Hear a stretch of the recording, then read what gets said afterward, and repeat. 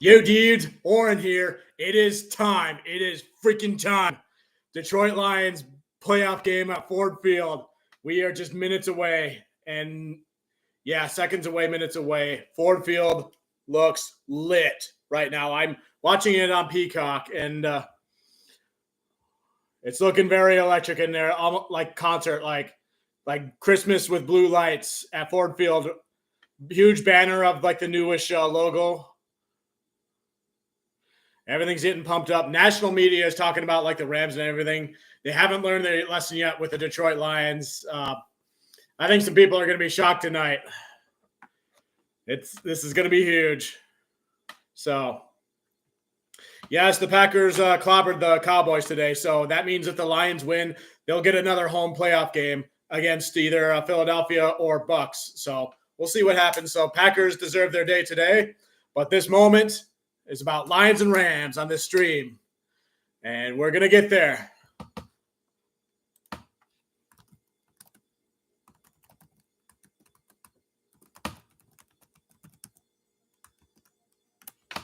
Still kind of on pregame right now, so it's kind of like the Peacock game last night, Chiefs and Dolphins. Like they said they was going to start at 7, but the start time's getting delayed like 7 or 8 minutes or so and that sort of thing. So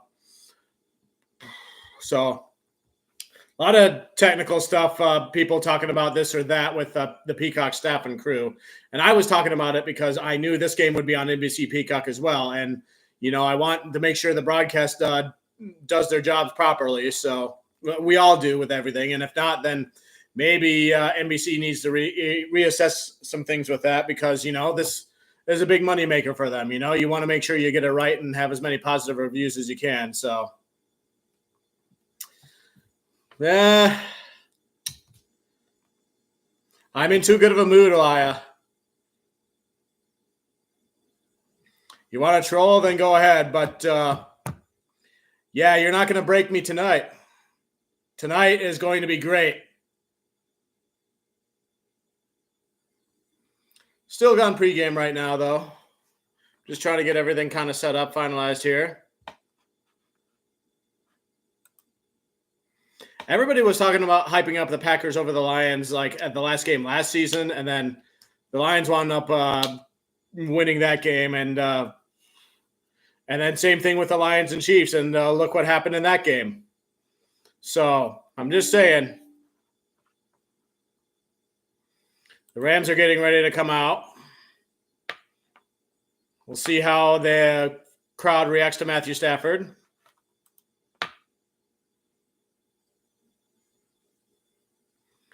Yeah, I root for Stafford any day except for this day. So my loyalty has got to be with the Lions fans first. And I'm about to see how the fans are what they're going to do with Stafford when they come out. I expect them to boo them. I've already heard that they booed him once during the warm-ups, so. All right, so I figured you weren't trying to be an active troll, so. You root for who you root for, though.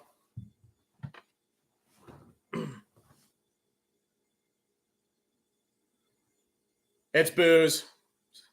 Stafford's getting booze. But they're now cutting the commercial break, so. Whew. Geico Caveman commercial. But yeah, if anybody saw signed up with Peacock and watched the Chiefs and Dolphins game, what did you think about the production of the performance of the broadcast team and the production and all that sort of stuff? Because I heard a lot of negative things about it. And the thing that I noticed was like they didn't use the flag graphic when there was a flag thrown in the touchdown because they were so focused on the touchdown celebration or whatever. But there was a lot of other obviously mistakes. Like for example, like they show a replay of a catch, but then they show on live air the rewind of the replay getting back into live real time, which is a no-no. And then things like that. And this game was scheduled to start at 7, but it's looking like it'll start at 7 at 10 minutes later than that, just like the game last night. So, and then little things like if you're trying to show a shot of a quarterback, whether or not they did a backward pass, the ball is going off the frame and it's not fulfilling the purpose. You're just focusing on like the action shot at Tua throwing the pass, and it's like, what are they doing?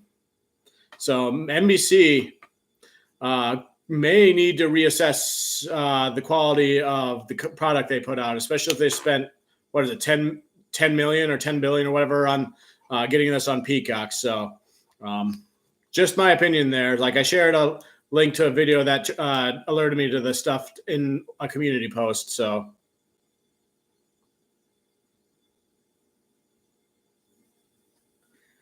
yeah, so fair point, like with Stafford there. So, and again, he already has one Super Bowl ring. So I've said this like weeks ago. Like, if the Lions do wind up facing the Rams, like, I'm not going to feel bad about the Lions being the Stafford, because Matthew Stafford requested to be traded out of Detroit, and to be fair, like, he's done everything possible for us. He gave us all for us without asking for anything in return up to that point. But then B, he's already won a Super Bowl ring.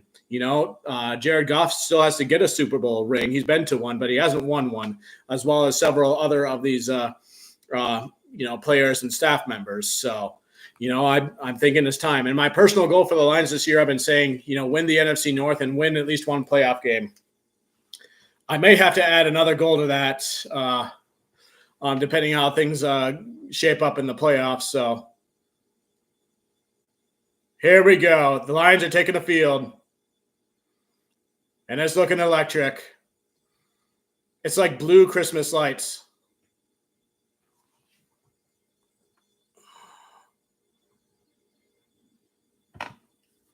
Super Bowl champion Matthew Stafford was 2 years ago, though. Announcers. There's Mike Tirico, Chris Collinsworth.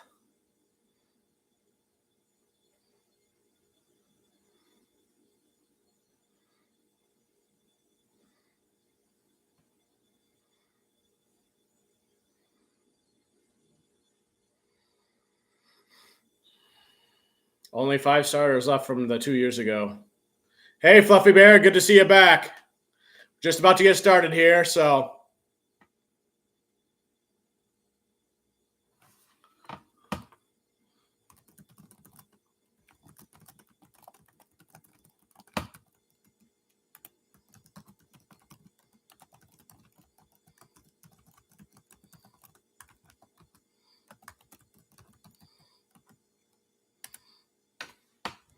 Yes, just in time then. It is booming in there. That's how they announce like each of the starters. I remember that from the game against the Falcons that I went to.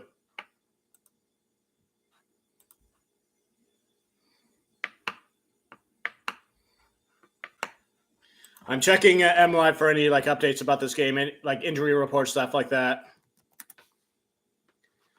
Down goes Dallas. Sam Laporta officially cleared to play in Lions playoff games against Rams. All right. All right.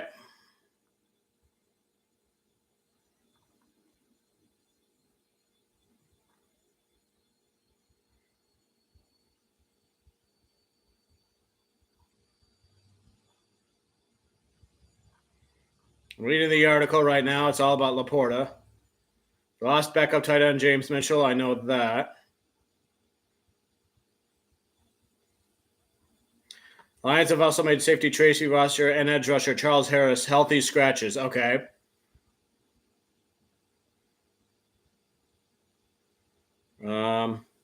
Rest of the inactives, receiver Khalif Raymond. Yeah, he had a bad injury in the last game too. That one's a bummer. That one's a loss. He's an underrated guy who does a lot of stuff. Julian Okwara is out. Cornerback Stephen Gilmore. Defensive tackle Broderick Martin. He's been out all season basically. Hendon Hooker's been out as well. All right, there's no surprises there.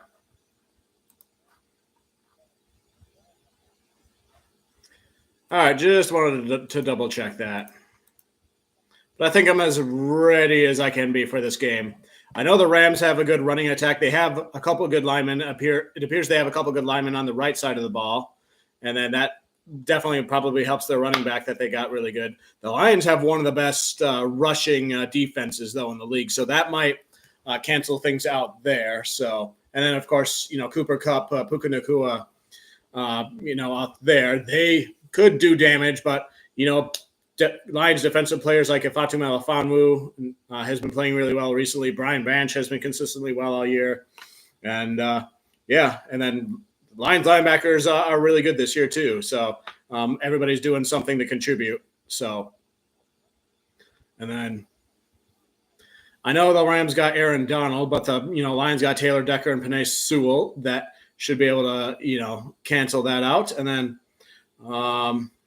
feel free to chime in with any other stuff like that. So, and then the rest of the defense with the Rams, I'm honestly not so sure about. So, but yeah, and then Stafford will do Stafford things. So we all know what he's capable of. So, but he is older. He has had injuries in recent years, but you never wish injury. You never wish it on your worst enemy, especially in sports. So, but Lions got to get pressure on them when they can, and they got to get turnovers when they can. That's the key on the defense side. And then, on the offense, just take care of the ball and, move the ball any way you can. But it does look like Sam Laporta is cleared to play in this game. And now we're getting 8 Mile Road stuff, Eminem stuff. Here we go. Eminem narrating.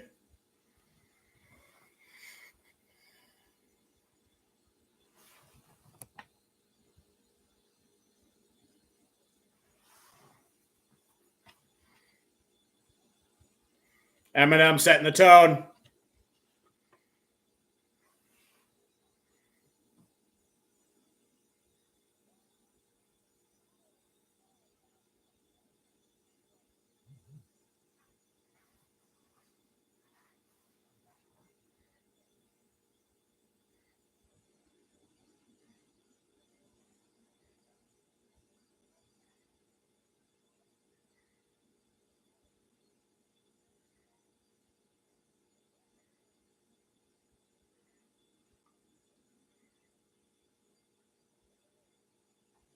But wait a minute.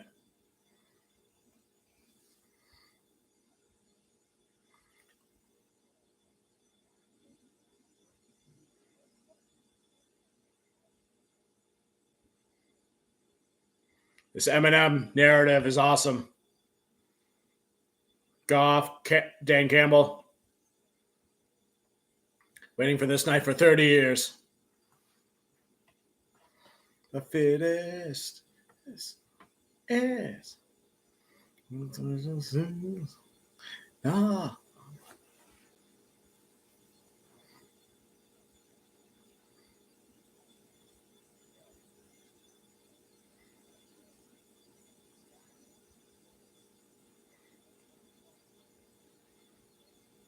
Let's go.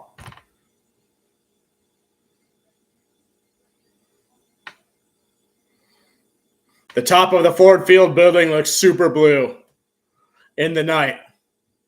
I hear booing.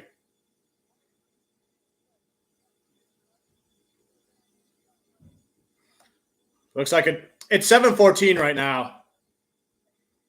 And the game hasn't started yet. But special teams is on the field.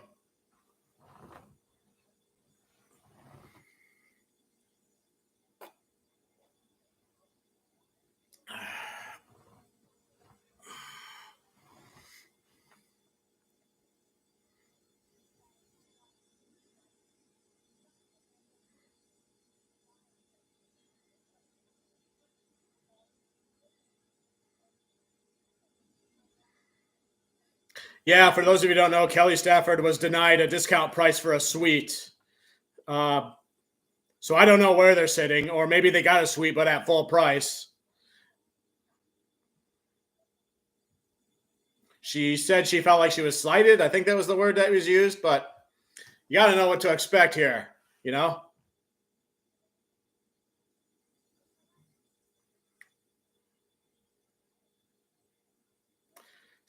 Son of A's on there. I'm waiting to hear what the coin toss is. What's the result of the coin toss? Dan Campbell's first playoff game. He's dressed in all black. I mean, he's been a part of several playoffs games with the Saints before coming here, so.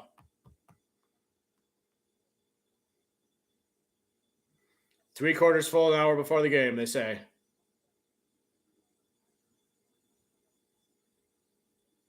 Yeah, exactly, Fluffy Bear. Get ready, it's time. It's time indeed. Okay. Rams won the toss, deferred option in the second half. Detroit will receive in the first half, which is good, in my opinion. Kickoff is happening. Playoff game at Ford Field starting now. And it's a touchback.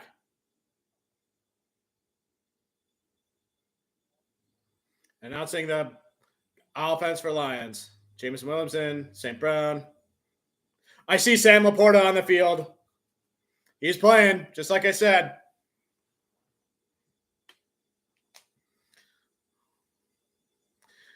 Everyone on the offense is looking healthy. Only Khalif Raymond. 1st and 10 at the 25. Goff under center. Hand off to Montgomery. Breaks through. And he gets in for the first down. Very first Ford Field playoff game play. Yeah, I'm going to do a lot of that. So bear with me here, people.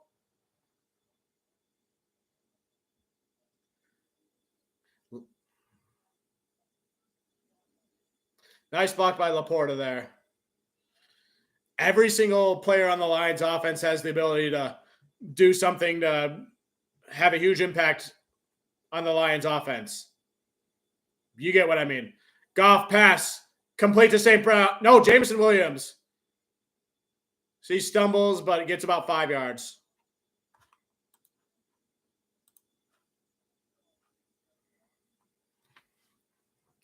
Woo! I can feel it coming in the earth tonight. Now I've been waiting for this owning for all our life. St. Brown in motion. Pitch to Montgomery. Gets another first down to the 46.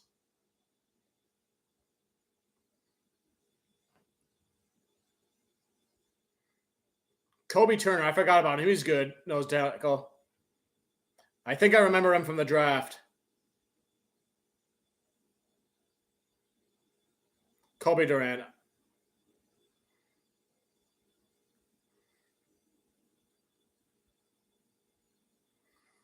First and 10. Goff under center. Fake pass. Play action. Goff pass down the middle. Caught by Josh Reynolds. First down and more, down to the 30.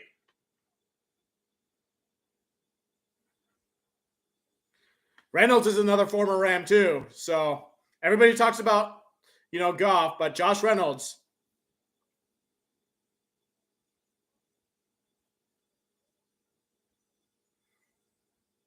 Whew, the timing of that one. It was just above Witherspoon there, or Henderson, or whoever that was.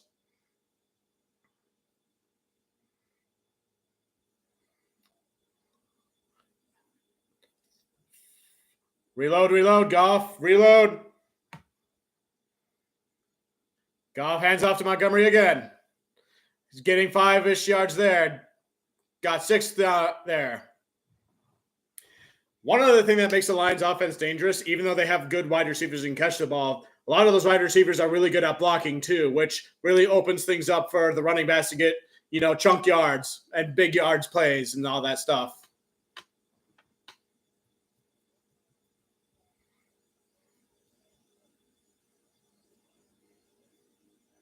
Second and 3. Quick pass to the right for St. Brown. He muscles his way to the first down, crossing the 20, down to the 17.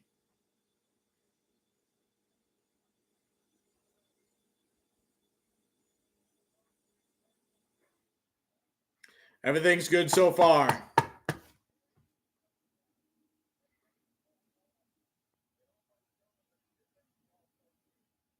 Talking about St. Brown not making like the main All-Pro team and how that's got him fired up. So Us Lions fans were like, good, yes, he's going to play so much better because of it now. So Goff processing pass to Laporta. Goes out of bounds there. Good gain there. About 1 or 2 yards away from the first down at the 9-yard line. Laporta's getting lots of cheers right now. Laporta has been a key piece to everything here.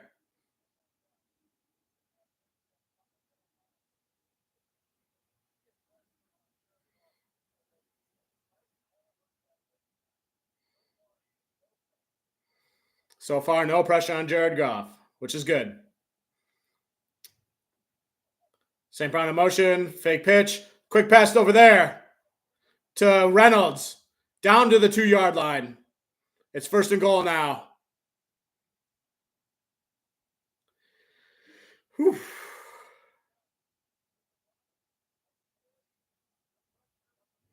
This is fun. Enjoy the moment, people.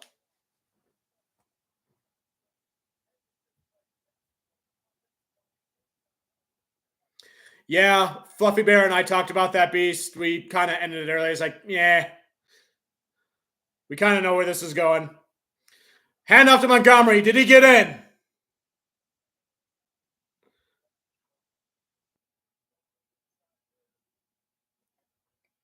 I know there was gain on that play.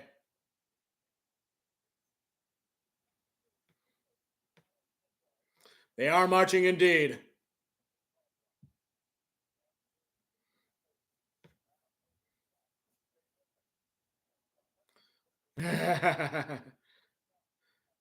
Second and goal. Like at pretty much 3/4 of a yard to go.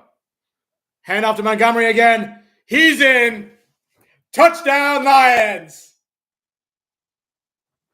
Who else but David Montgomery to set the tone? Dan Campbell going 1.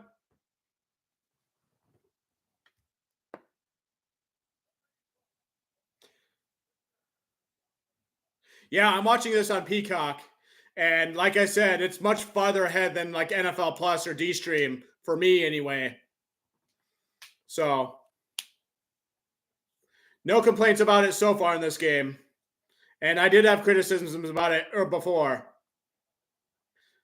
Michael Badgley, extra point is up and good.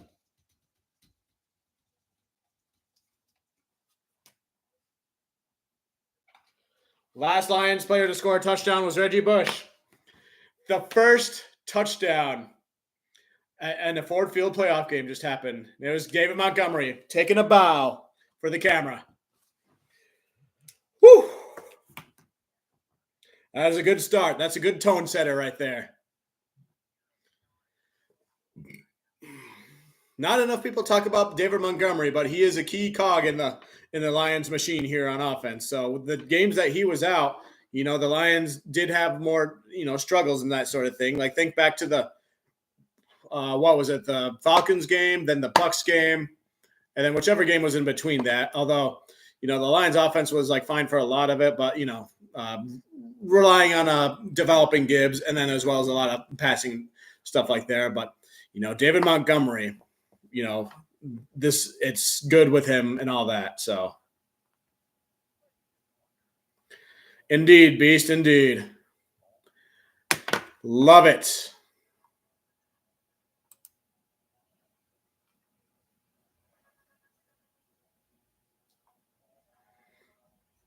If I knew how to like that comment, beast, I would.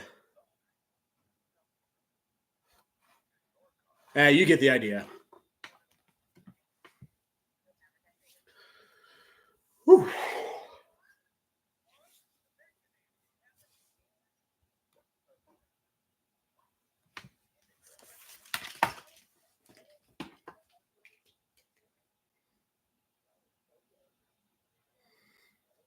I don't know if you guys are aware, but I did get raided in the halftime of the other game I was streaming, Cowboys, but it wasn't Tom Grassi. It was somebody else, and it was a much smaller one. So that was fun to be a part of for that. So this sounds bad, but I can't remember who they are. But I have a really bad short-term memory. But yeah, I'll figure it out here at some point, and then I'll I would request us to go raid other people, but I'm not sure if I have a big enough following to do like a raid of like any size. Like if I have like 10 people consistently watching, then I probably would consider it then. So, all right. They're showing pictures of the Lions when they celebrated the NFC North champion with the It's a Lock shirts. They hung up the banner there, NFC North champions 2023. They're showing Martha Firestone Ford. They need to be showing Sheila Fordham because she's like the owner who's doing the stuff. I'll count that as an error for NBC, at least in terms of research. They need to show Sheila Fordham with that. But don't, yeah.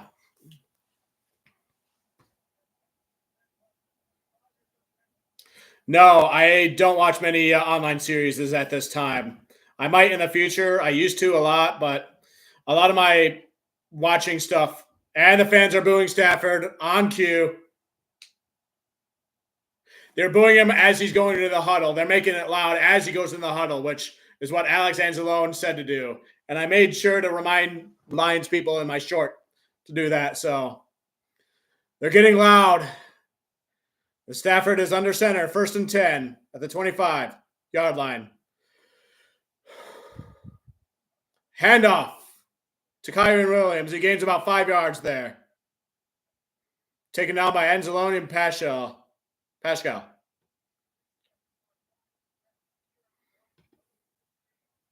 Showing more Matthew Stafford graphics.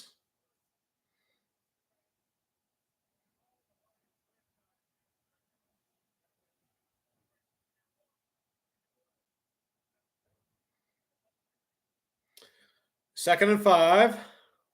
Stafford under center. Number 10 in motion. Calling an audible. Going into shotgun.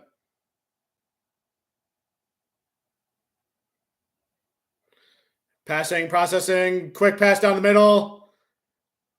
To Kutabendua right in front of the yard short of the first down. Tackled by Brian Branch.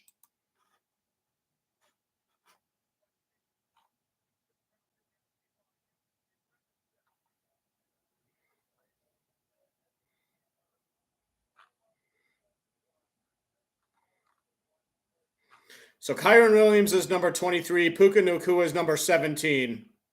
And I think Cooper Kupp is number 10. So those are the people I'm kind of paying attention to a bit here. 3rd and 1. Stafford under center. He's passing. Lobs it up there. Incomplete. And there's a flag, though. Might be pass interference. I'm not even going to acknowledge that. His first penalty of Ford Field playoff game. On Brian Branch, yeah. Spot of the foul, automatic first down. Well, that's one way to get a first down, I guess.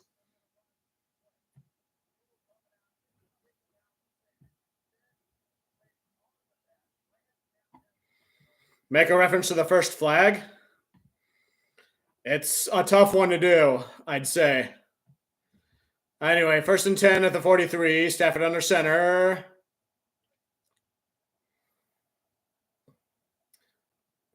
Nacua under motion. Stafford going to pass and dumps it down to Kyren Williams.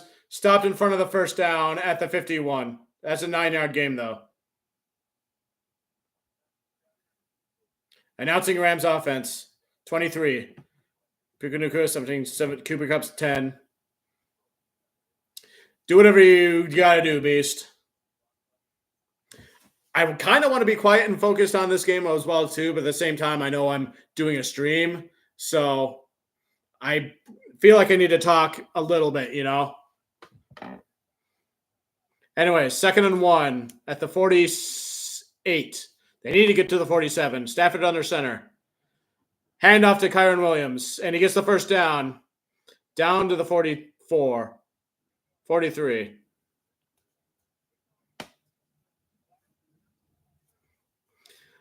The Rams will probably move the ball at least from time to time in this game, but what I'm looking for, hopefully from the Lions, is turnovers from their defense to get the Lions the ball back. The Lions have to win the turnover battle. And at the same time, they got to win the tackle battle. They make sure that they get their tackles and their fundamentals while their offensive players break those tackles and get those extra yards. 1st and 10. Ball at the 43. Stafford under center. Oh, quick pass down to the tight end, I am assuming. It's 87, which is a common tight end number. Not enough for a first down, though. Davis Allen, tight end, yep. Stafford's really good at the no-look passes, too, so he's pretty much good at pretty much everything a quarterback should be good at, so. And a sidearm throws and stuff like that, too. 2nd and 4. Nakua in motion. Stafford passing drop. Check down to them. Gets a first down. There's good blocking for the Rams. It's a big chunkage play inside the 20.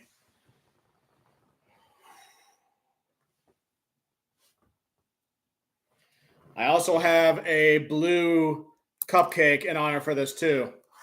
I may or may not eat it. I had a second one that I ate earlier. I'm not hungry right now, but maybe soon. I also have pizza rolls over here that are probably getting cold, but I'm not hungry right now because I ate a bunch of it earlier. 1st and 10. Ball at the 16. Stafford under center. Calling audibles. I can barely hear him because of the crowd noise. Handoff to Kyron again. Gains a few yards there. Whoa, whoa, whoa, careful. No unnecessary roughness. Crap. Now, better not be Kirby Joseph who did that.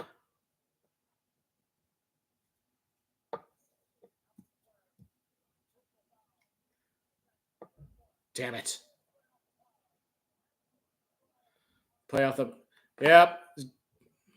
Come on, Kirby.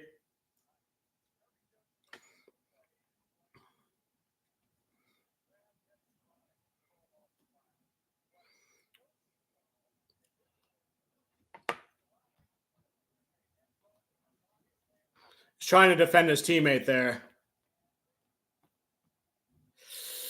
Ugh.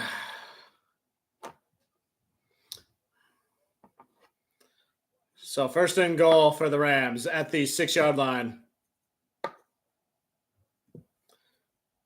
And lobbed it up, incomplete, intended for Cup. Melifonwu on the coverage. It's just too far out of his reach. There's Iffy. Ifeatu Melifonwu, otherwise known as Iffy.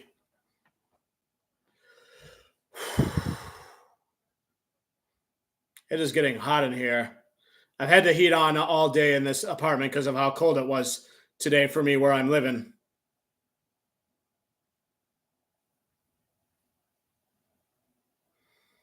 Yeah, Stafford really has to enunciate his words with hand gestures. And he's in shotgun now. Stafford processing deep, incomplete. Whoever he was passing for was nowhere near that area. Might have been meant for a Cup, but like way too high for him. 3rd and goal. The replay is showing Hutchinson, who was getting close to Stafford there. Hutch did just enough pressure to force him to throw it away. Come on, Lions defense. Let's stop him here. Force them to do a field goal if you have to. Come on, come on, come on. Oh, almost intercepted. It was tipped, and then there was a wounded duck, and they almost caught it right in front of them, but it's incomplete. 4th and goal. Field goal attempt for the Rams. So good job there for the defense to stop a touchdown.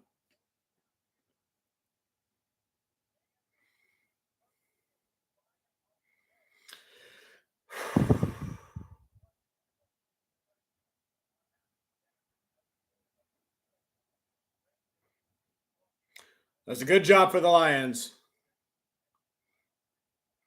If he could have caught that ball, that would have been nice. But, like, under the circumstances, yeah. The field goal is up and good from 24 yards out.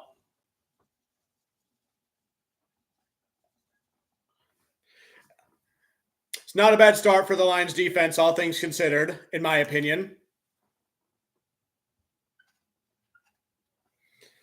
Whew.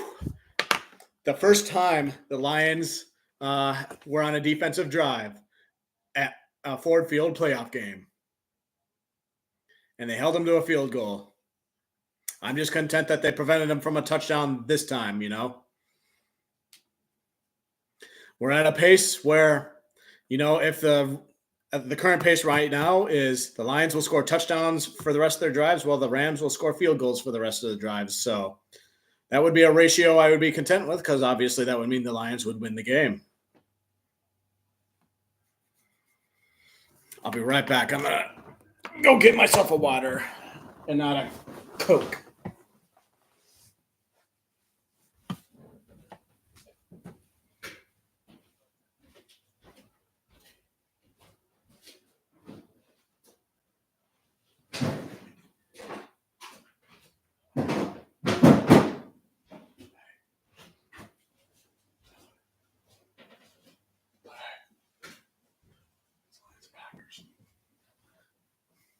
You know it's on. You know it's on.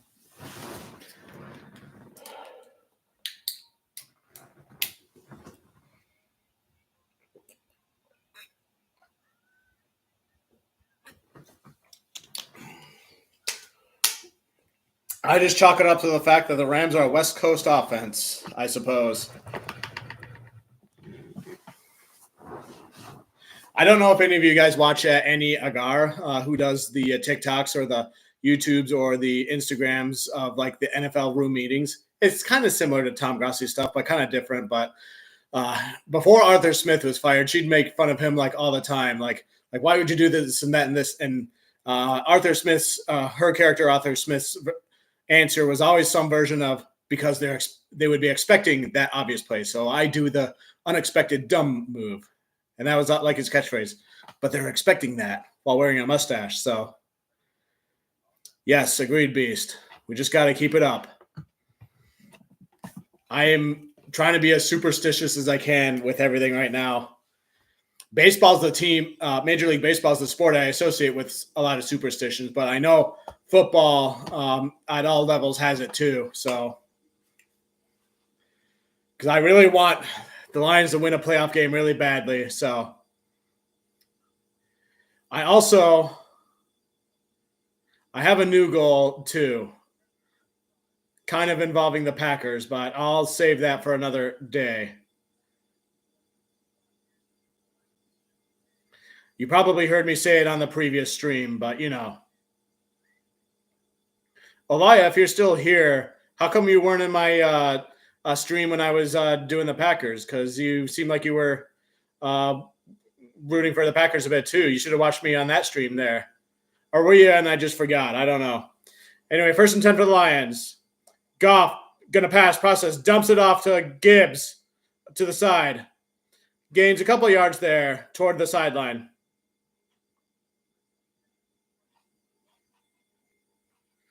Gridiron Heights produced by Bleacher Report. Yeah, Bleacher Report's all right. So I'll get around to it when I can. Where can I find it? What streaming service? Is it Peacock or somewhere else? 2nd and 7. 3:51 to go in the first quarter. Goff under center. 2nd and 7. Quick pass to Reynolds. Gets a first down there. And there's a flag on the play. Unnecessary roughness, maybe. Or no, by the quarterback.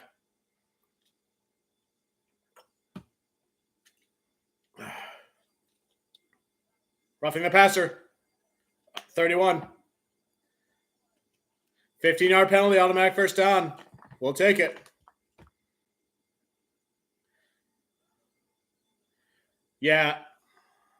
Sling down, whirly twirly tackle thing. I'll take it.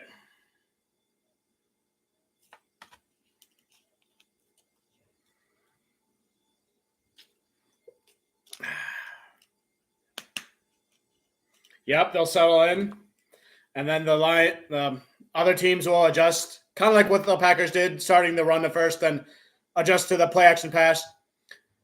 Gibbs, first down and more, catches a pass across the middle, speeds his way past the first down. Another first down. The jackknife across the middle of the field, right under the Lions logo on the middle of the field. Or no, wait, the play started on that Lions logo. Crap, I didn't realize the Lions were already that far down the field. Let's keep it going. Let's keep it going.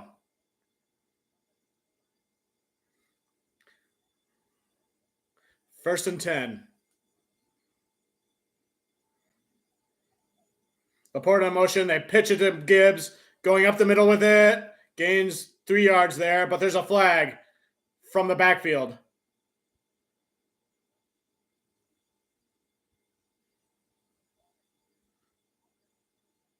Holding offense 77. 10-yard penalty on Frank Ragnow. So that'll erase the Rams 15-yard penalty, sort of. Laporta's got a heating pack on his left knee, sideline reporter says.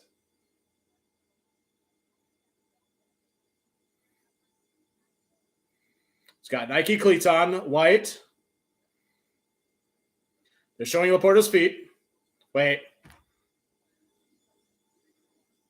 Okay, I'll give that one to NBC pass. Goff processing, gonna pass down the middle. St. Reynolds to the first down, past the 20, down to the 10.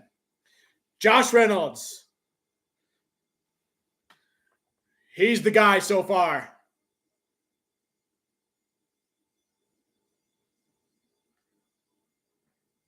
Reynolds knows the Rams teams pretty well too. He played for them for a while.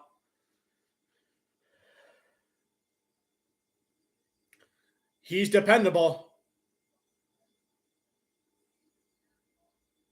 By the way, anybody who was paying attention, does anybody have an update on Jair Alexander's injury from the Packers game? Hand off to Gibbs from a shotgun, and he breaks through. Touchdown, Lions! Woo, Gibbs! Number 12 overall pick. And you hear the blowhorn going out, brrr, for the touchdown. Touchdown. Not the first down, but touchdown.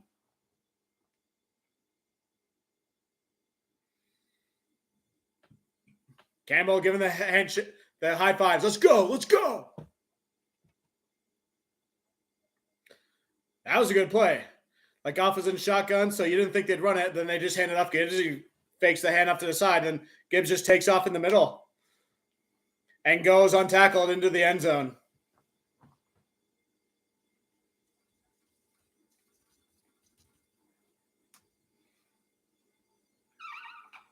$1:31 to go in the first quarter.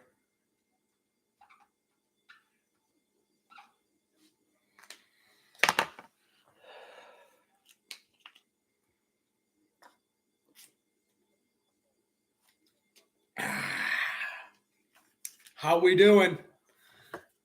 It's been fun. It's been fun so far, but you kind of feel the stress. Like, please, like, let the Lions just win this game. Like, you know, at all times, you know.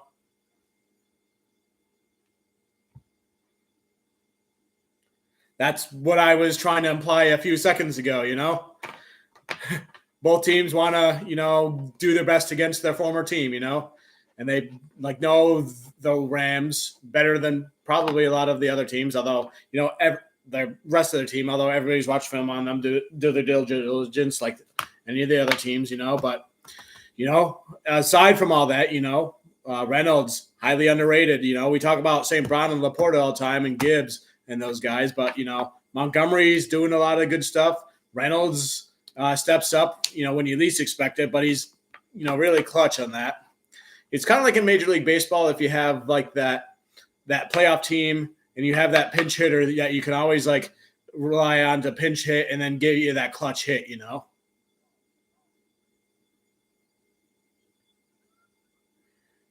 Jair was reported as questionable. Okay, that's all we know about him so far. I mean, I'm sure Matt LaFleur might have mentioned something about it in the post-game press conference that he usually does, and I'm pretty sure that's probably like, yeah, we'll know more tomorrow type of thing. So,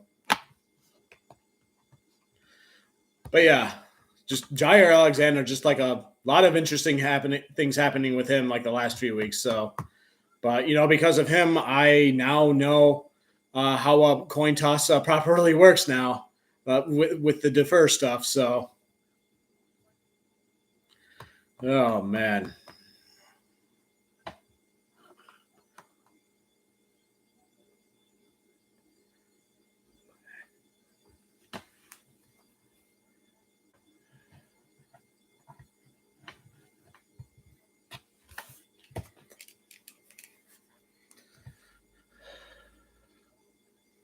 And of course, the NBC showing Ram stuff, Aaron Donald and all that.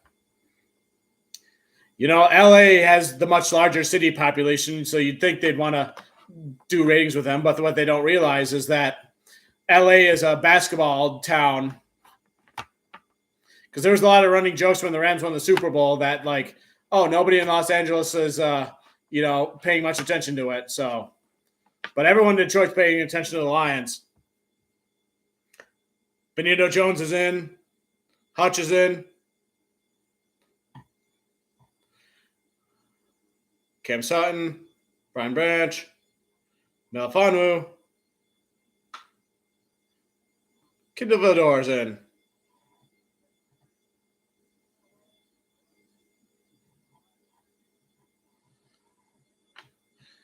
I'll keep that in mind. Oh, Stafford trips and falls backwards.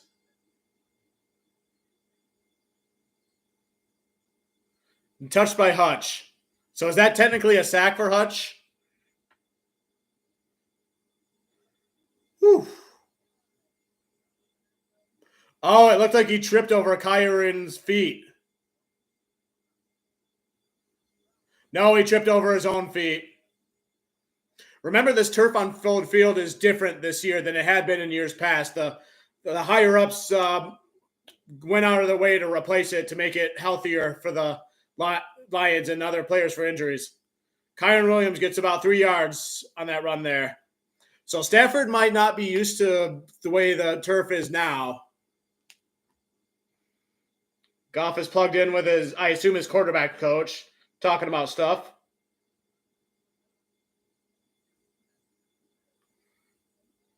Okay, Boost, you're just confusing me, but I'm assuming, yeah. I'm just going to do my thing and then trust that you're good on your end. 3rd and 16. Ball at the 23. Stafford and shotgun. Running back was on his right, but now he's under center. Oh, he's blocking. Stafford passed across the middle. Caught, first down.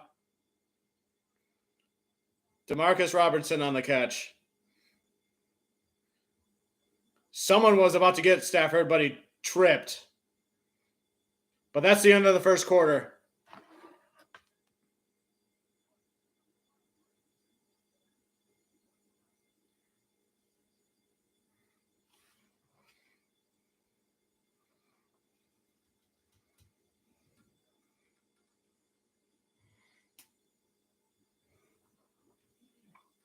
Yeah, when Stafford pointed to Kyron to go like right there, I thought like it was some sort of trickery play for him to take the snap direct under center. But like I guess I realized he was just trying to like block at the guard position. I don't remember the last time I've seen something like that there.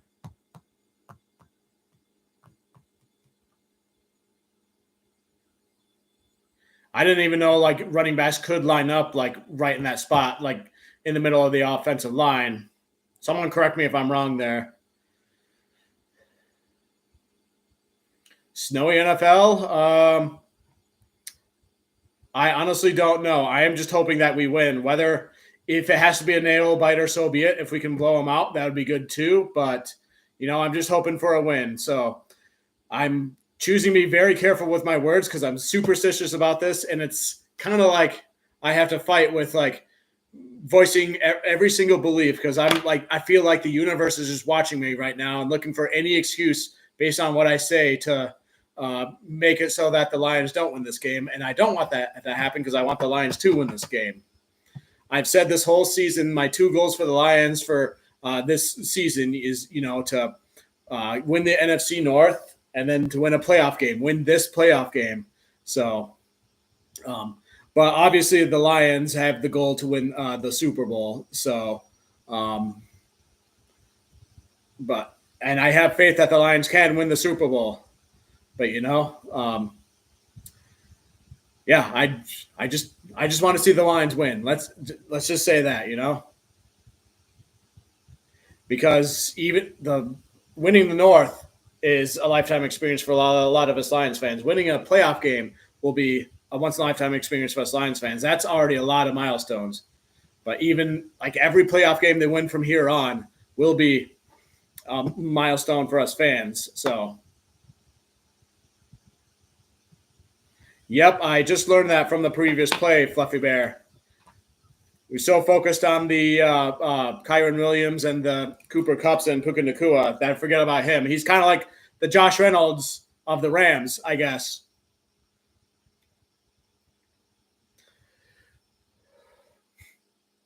Stafford was attending to a cut on his hand, they say. 1st and 10 for the Rams at the 41. Stafford pointing, calling audibles. He's under center. Williams in the backfield. And hand off to Kyron. Goes nowhere. Tackle, loss of 1. Jack Campbell on the blitz there. Anzalone there, too. Anzalone.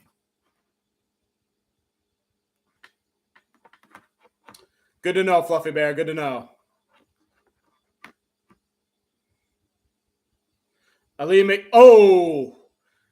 McNeil was about to go in for the sack, but Stafford's hand punched Lee McNeil's hand on the follow through. That's causing the blood hand there. So a freak thing, 2nd and 11. Stafford in shotgun. Kyron on his left. Kupp in motion everywhere. Processing. Pass. Whoa. Caught by Puka Nacua just shy of the 1st down, right above the Lion logo. I thought for a second the Lion intercepted it, but he was just kind of running sort of near it. I don't want to lose Ben Johnson either, but he's the most coveted coaching candidate with a lot of teams needing coaches right now. So Ben Johnson's going to be offensive coordinating his butt off in this game.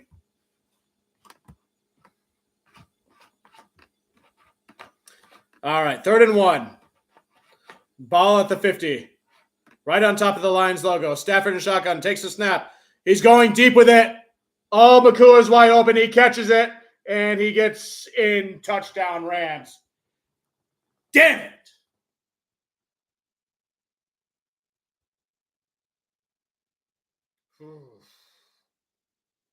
This is going to be a ball game.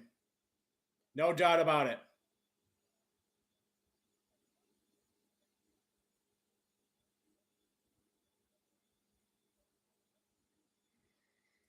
Oh, he beat Cameron Sutton from the start there.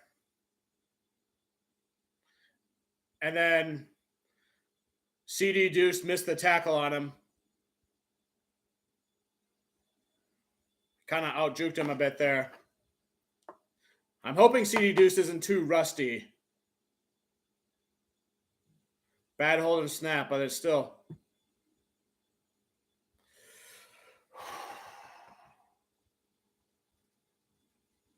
We still have the lead, but it's still very close. I hate drawing the number 10 of all the numbers because of all the extra features I have to add to it.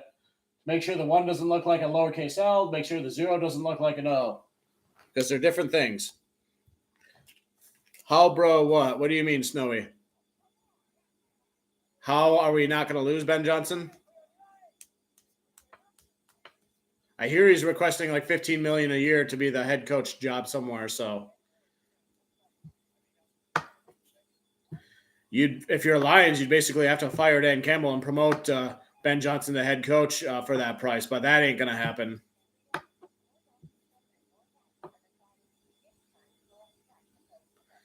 Yeah, I'm surprised Sutton got beat on that, but And Sutton is somebody who's been quietly productive all throughout the season for us, but like he does have the ability to get outplayed by superstar receivers. So, but he's our best cornerback right now, so you got to watch out with him. The Lions have good and capable safeties, but like the cornerbacks, you got to put your faith in them and that sort of stuff. And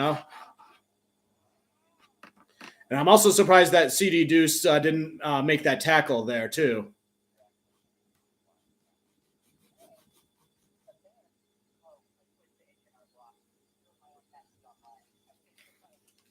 Can you guys hear the commercials from there? Because I'm really trying to make sure that you guys don't hear it and then like nothing bad happens to the channel, If necessary, I can turn down the volume just a little bit.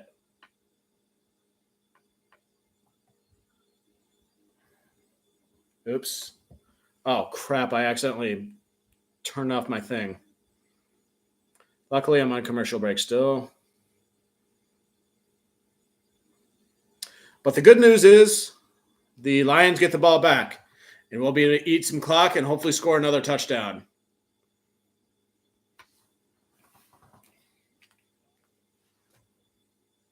There we go.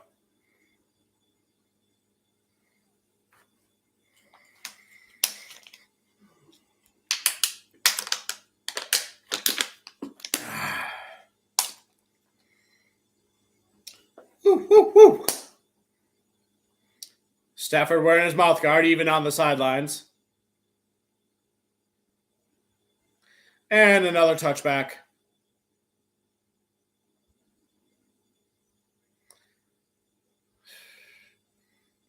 Home moving next door graphic. So there's not much that annoys me about NFL games in general, but when they try these graphics, I'm just like, yeah.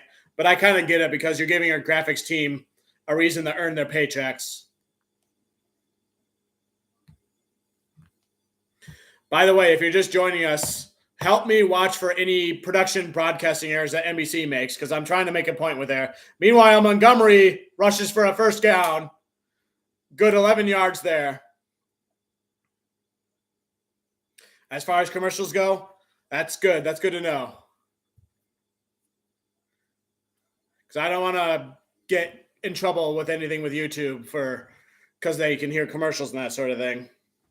Because I know that is a no-no. All right, 1st and 10 at the 36. Hand off to Montgomery again. Gets about 5 yards there.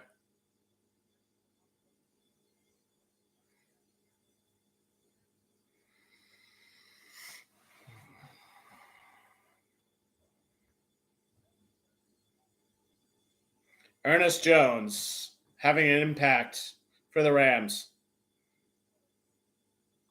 He's got a C, so he must be the Anzalone of the Rams. If he's a linebacker, I guess. 2nd and 5 at the 41. Goff under center. Kill. Montgomery in the backfield. I think that's Montgomery. Play action. Down the middle. Did he catch that? Jamison Williams for a first down. That defender tried to rip it out, but they failed.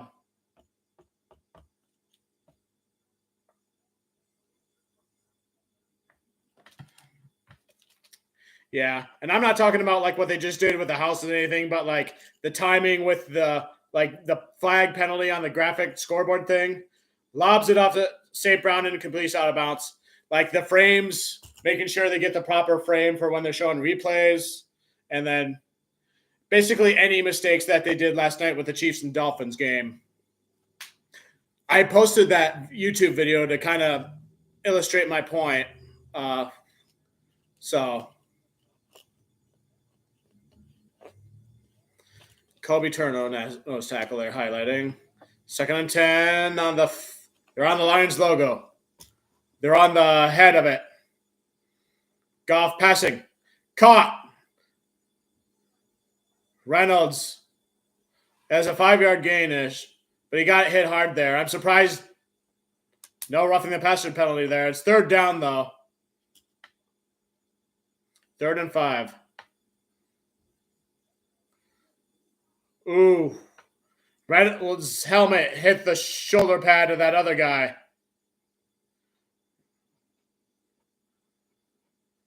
Oh, how's that not a penalty? 3rd and 5. Laporta in motion, Goff in shotgun. Goff passing. Caught St. Brown, first down and more. Still going. Against Witherspoon, down to the 31, I think. Whew, St. Brown. How can you not love Amon-Ra St. Brown? Fights away Witherspoon, catches it, somersaults him away, and then, yeah.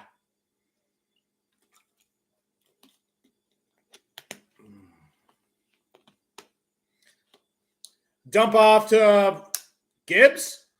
Yeah, he gets a first down, fighting more, speedy, deucing it away. Down to the 10. Get up, Gibbs. You're not injured. Not even going to plant that seed in the universe. No.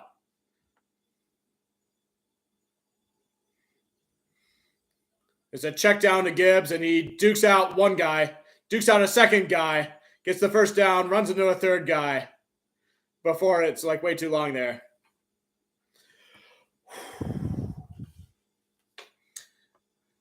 First and 10 at the 10.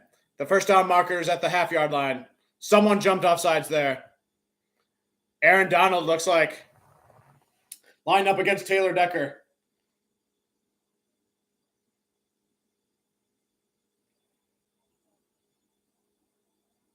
Defense 99. 5-yard penalty. Still first down. Yes, Beast. Yes.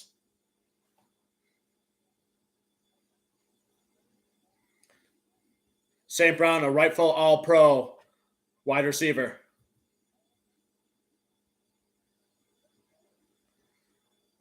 First and 4. Ball at the 5. They said Cabinda's in the game? Interesting. But they hand off to Montgomery, but he goes nowhere. Tackle by Jonah Williams.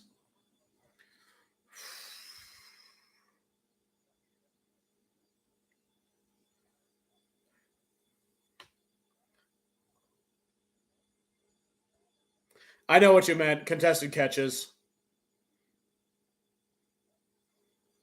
No worries. 2nd and 5. Goff and shotgun. Running back. I was right. St. Brown in motion. Hand off to Montgomery. Trying for it again. Gains about 3 yards there.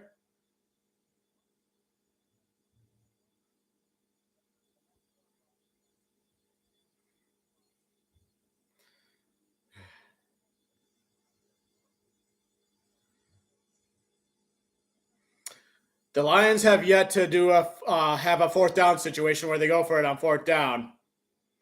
Not that you're wishing for every time to go on 4th down, but when you need to, you go for it on 4th down, which is Dan Campbell's style.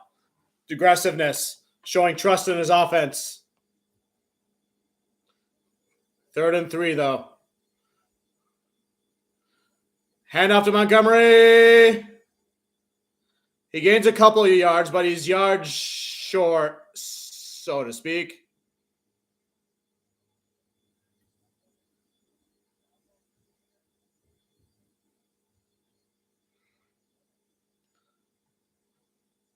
Skipper's reporting eligible.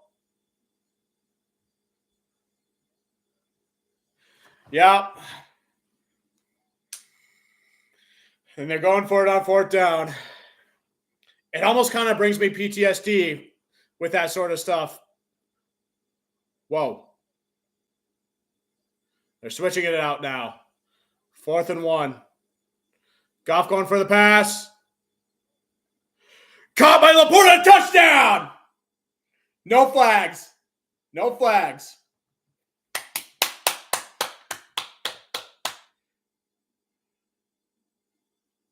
Still no flags. Good job, NBC production team. Another touchdown. Trying really hard not to say the wrong thing to JIN X anything.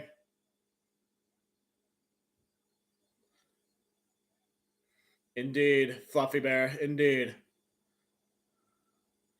Extra point is up as good.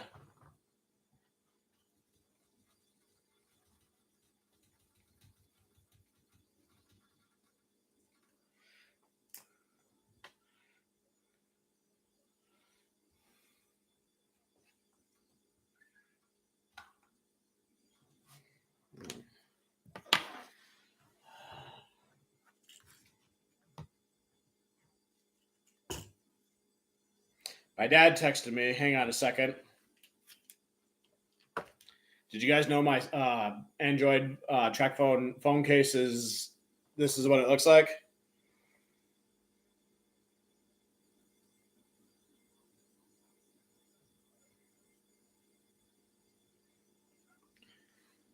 I'll just read what my dad texted me. Dude, they ran. It's not a. This isn't a private text. Otherwise, I wouldn't do that. Dude, they ran Montgomery behind Sewell on almost all those plays that they should do that all night.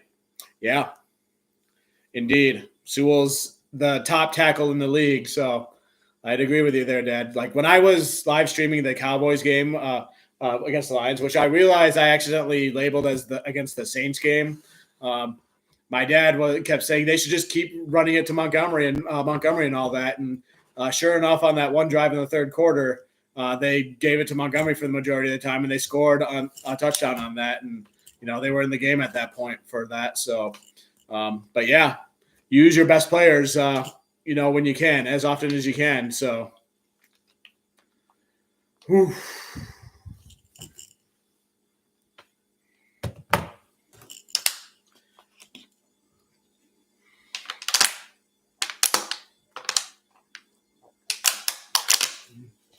That's it for that water bottle.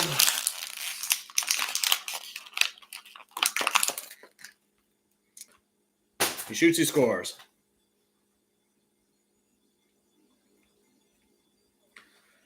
$21-10 Lions.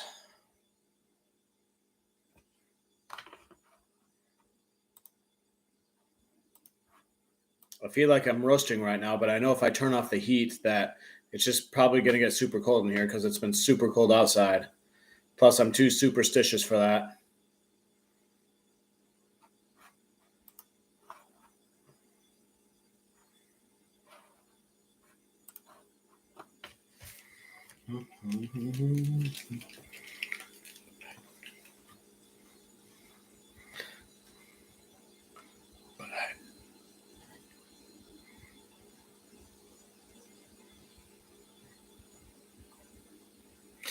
I've been keeping track of Sewell's PFF grades like occasionally throughout the year on PFF, and he's been right up there this whole time. So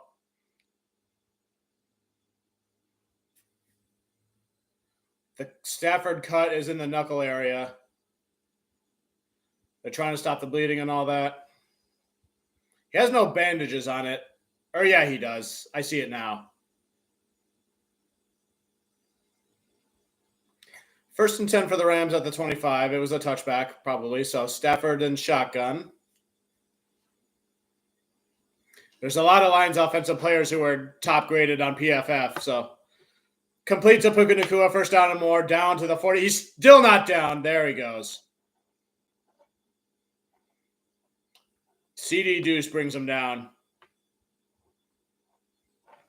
I want to get a good close look at his jersey.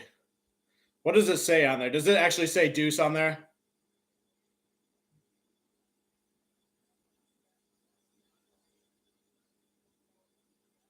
I think it says Gardner Johnson still. So I don't know I don't know. Stafford's calling an audible of some kind while in shotgun. It's a 45. He's dropping back to pass. Deep down the middle, incomplete, but there's a flag thrown. I hope that's not pass interference on CJ. or CD Deuce.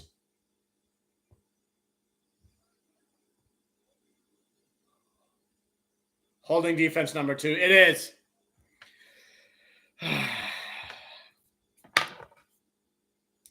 Oh, yeah.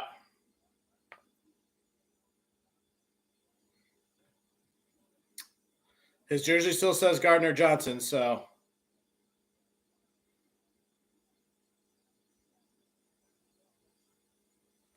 So it's 1st and 10. Ball at the 49. Hand off to Kyler Williams. Tackle in the backfield. McNeil's there. Or no, he got through for a half yard. I guess he almost got him. Must have slowed him down.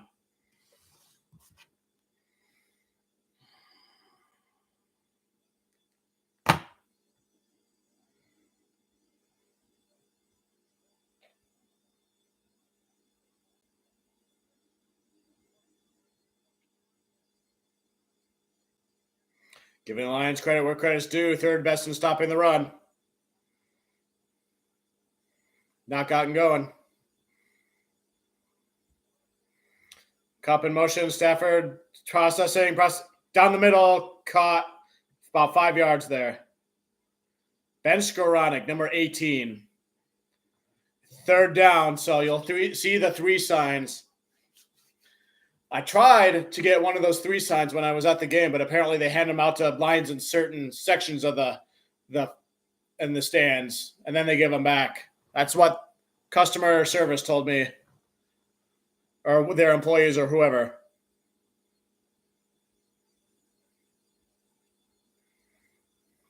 Third and 5 at the 44. I love how kind of quiet we all are because you're so focused on this historic game. Stafford processing, lobs it up. Doesn't catch it. Branch on the coverage, no flags, which is 4th and 5.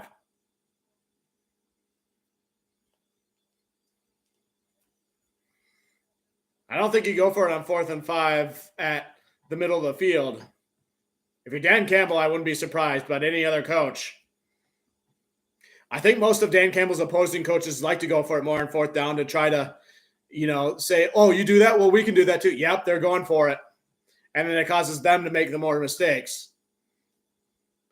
because they don't have the Lions offense. Come on, Lions. Defense, let's get this stop. Stafford processes a quick pass. Caught, 1st down. To Cooper Kupp. Shoots.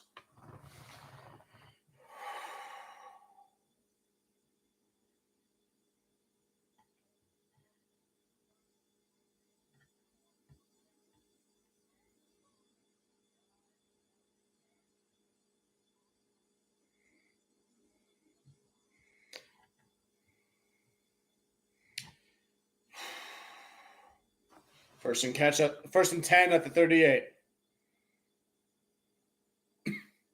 Stafford almost backed up into the guy in motion there. He's very sweaty in this so far. Takes a snap. Pass down the middle. Crap! 2-2 Atwell gets a touchdown. The guy covering him kind of tried to dive for it, but I guess missed, and he got away from him, and he got the touchdown. I'll explain that in a minute, Beast. Dang it.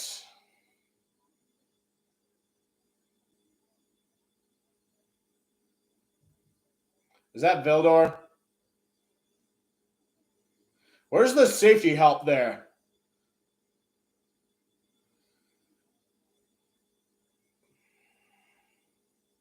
Shut up, announcers. It'll go crazy again.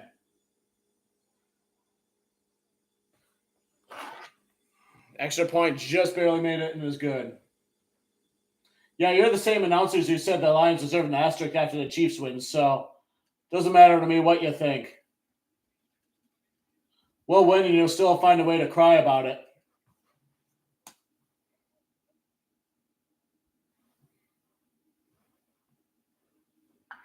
Lions are still winning by 4. Anyways, Beast, to answer your question, why do the Lions hold up the 3 sign?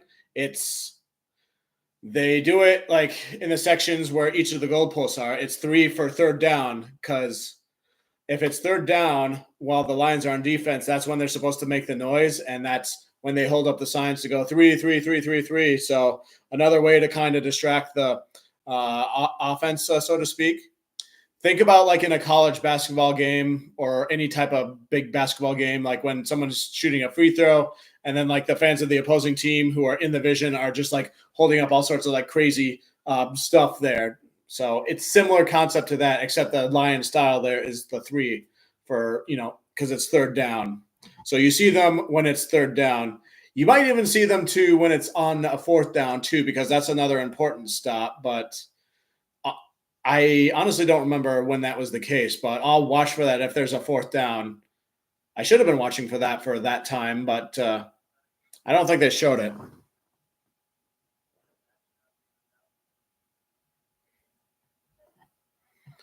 Indeed. Like, objectively speaking, this game is more interesting and entertaining than the rest of the games have been so far, where all the rest of those games turned into a blowout. I subjectively, as a Lions fan, hope that the Lions do blow out this game. So because the Packers were able to blow out the Cowboys. So stop crying, Cowboys fans. And the Texans were able to blow out the Browns eventually. And then the Chiefs were able to win against the Dolphins, but it wasn't really more of a blowout. It was more of a chip away with field goals and then kind of have control of a game in super cold weather. So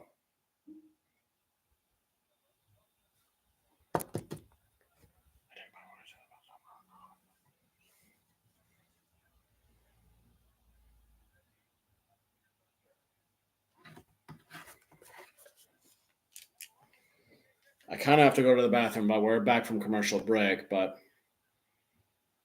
I don't know why I'm sharing that thought out loud. Next commercial break.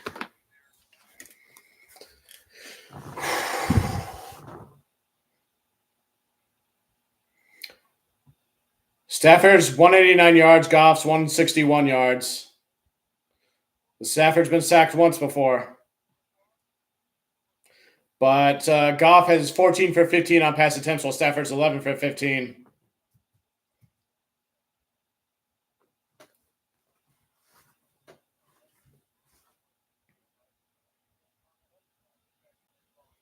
Hand off to Gibbs. Trying to get around. He does. Gets 5. First down and out of bounds.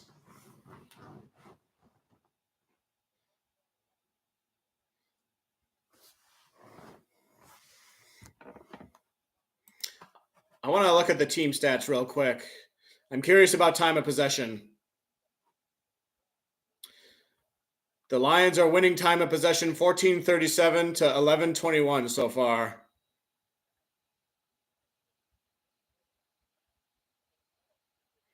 Lions have 17 first downs while the Rams have 10. Play action. Goff rolling around to the left. Now he's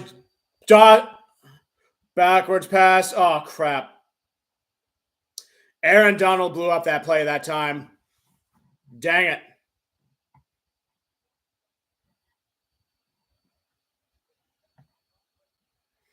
That one was lucky it wasn't a turnover. Or like that freak turnover from... Yeah, he tried to pop pass it to Laporta, but...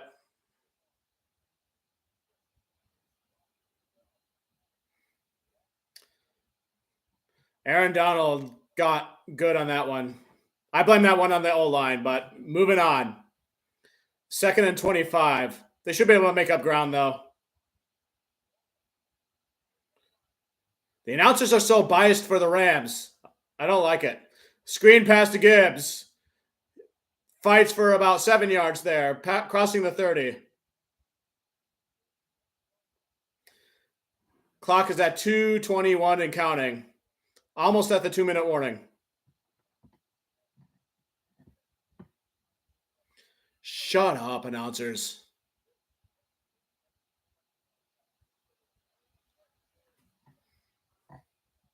3rd and 15, Goff and shotgun, running back on his left. St. Brown in motion.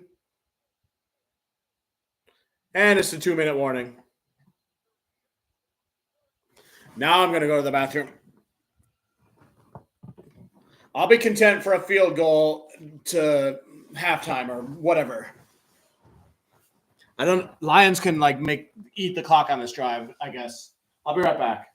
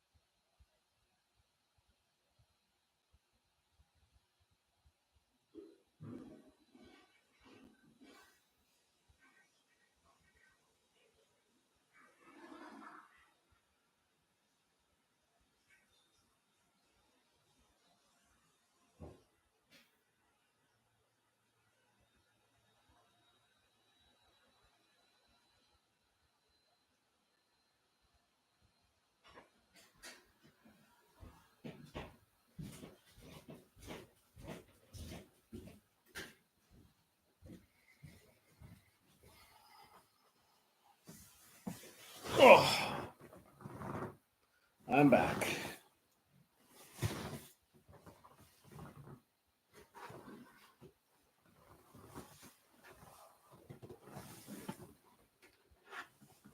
When I was at Ford Field, for those of you who are new, I bought a bucket of popcorn, and it came in this bucket, and I liked it so much that I kept it for sometimes for the stream. So offensive players, it's got Jared Goff, Amon-Ra St. Brown, and Penei Sewell. And for defensive players, it has Cameron Sutton, Kirby Joseph, and Aiden Hutchinson. And then their newish logo that they use from time to time. So I haven't filled with nacho cheese Doritos, but I haven't been eating it lately. So, excuse me.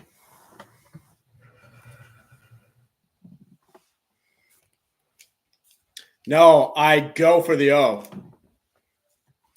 The Tom Grossi rules do not apply on this stream.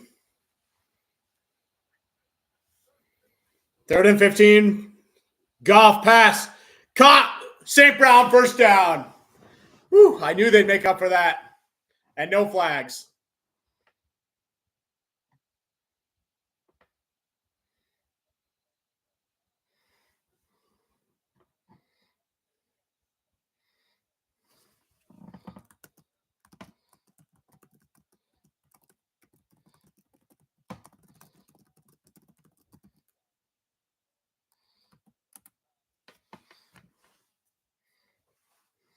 First and 10, 46. Hand off to Gibbs, going around the side.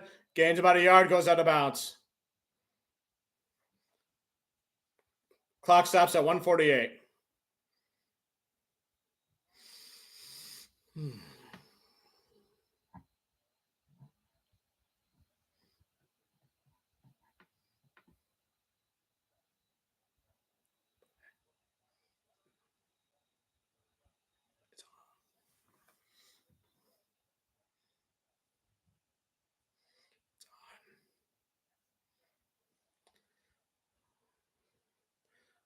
Gibbs gets the ball again, gets 4-ish yards there.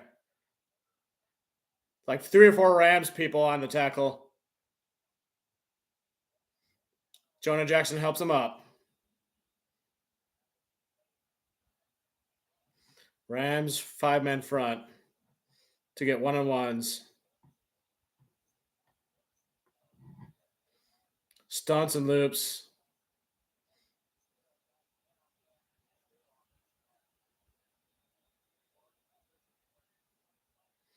Rams trying to do something.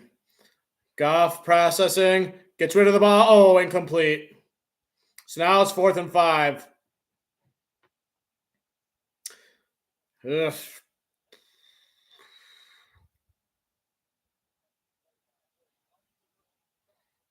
Yeah.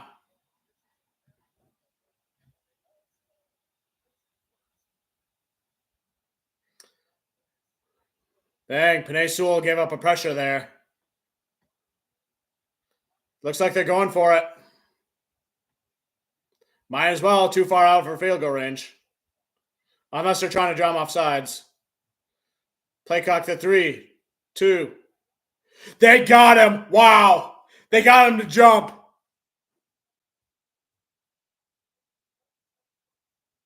What? False start? God dang it. Taylor Decker. Now the punt unit's coming out.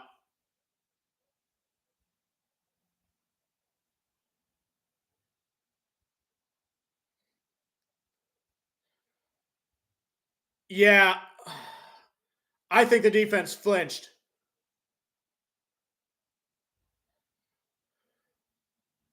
Should have been neutral zone infraction. Yeah.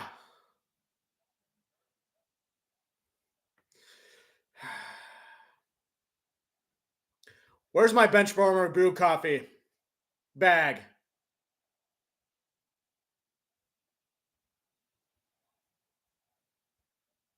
Fair catch at the 10, the 9. And there's another flag.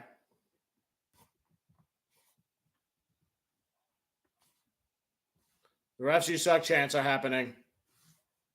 What's this flag though?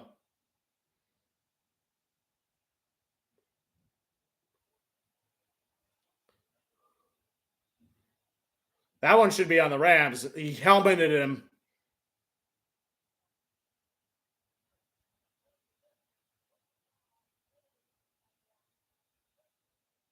Yeah. Have to do as soon as a goal. That one's on the Rams.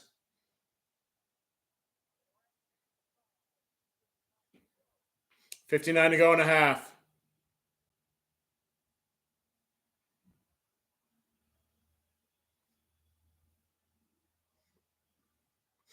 I'm waiting to see what the Rams do on this drive before I issue an opinion on this. And that's all I'm going to say on that for the moment. But the Rams are going to get the ball close to the end zone, so there's a chance maybe if Hutch can get in there or somebody, that maybe there's a safety.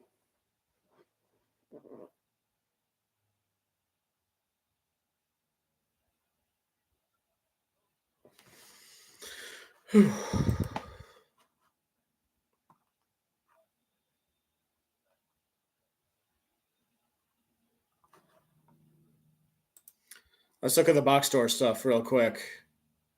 I won't go over quarterback because the stream already kind of covered it. Kyron Williams only has 5 carries for 16 yards. So we're getting the run game good there. David Montgomery, 10 carries, 43 yards, 1 touchdown. Jahmyr Gibbs, 4 carries, 26 yards, 1 touchdown. Jahmyr Gibbs also has 4 receptions for 43 yards. So he's doing all the all-purpose yards stuff. Josh Reynolds, 5 receptions for 80 yards so far. St. Brown, 3 receptions for 42 yards so far. Jameson Williams, 2 for 19. Sam Laporta, 2 for 10 yards. Puka Nacua, 5 receptions for 106 yards already in this game and 1 touchdown. Tutu Atwell, 1 reception, 38 yards, 1 touchdown. Cooper Kupp, 1 reception for 6 yards. So the Rams' run game's not doing too well. So that's got to count for something. Ernest Jones has a sack for the Rams. And Anzalone has a tackle for loss for us, as well as Aiden Hutchinson, but his was a sack. That was when Stafford was backing up and he tripped over his own feet, and then Hutch came up and touched him down. No turnovers yet in this game. Hopefully the Lions defense gets a turnover to give them the ball, and no turnovers from Goff or anybody on the offense.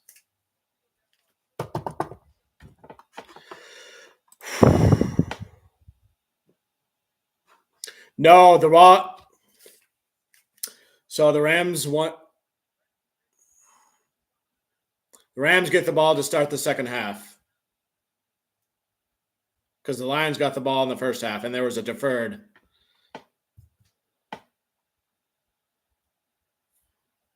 Handoff. 5.5-yard gain there. Probably won't be a safety at this point now.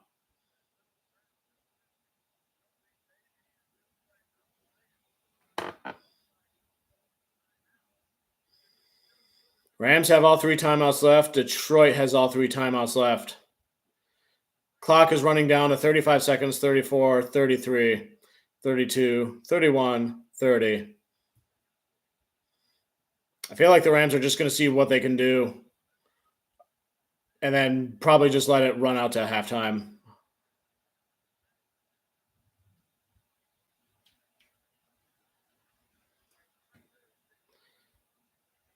Caught to Cup. That's a first down to the 18. And the clock's going to run down at halftime. So I don't know about you guys, but all in all, this has been a relatively good first half, all things considered. The Lions have the lead right now in this playoff game. The Lions' first ever playoff game at Ford Field. Of course, they're starting with McVay.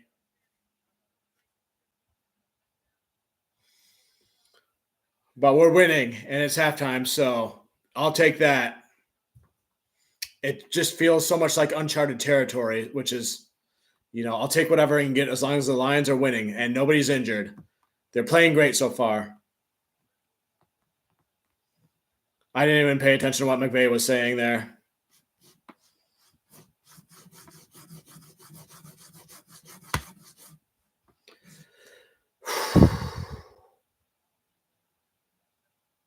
Oh, Jerry Jones is going to speak about something. Maybe there can be some cryptic signals going on there. Halftime.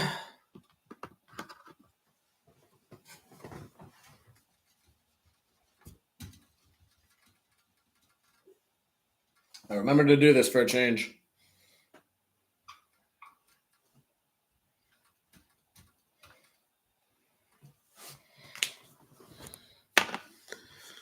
All right.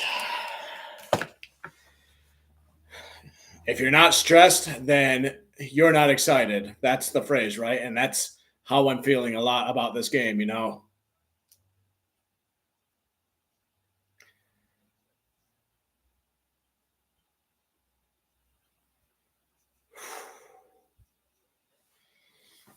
I'm just feeling very superstitious because I want everything to go right for the Lions because I really want them to win this playoff game.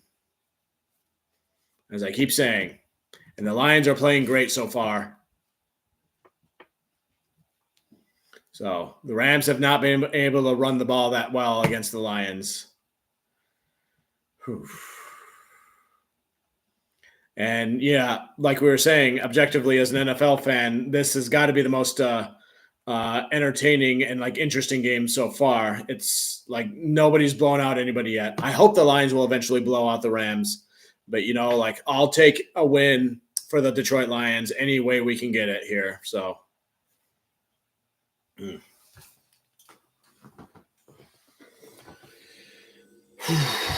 Boy, oh boy.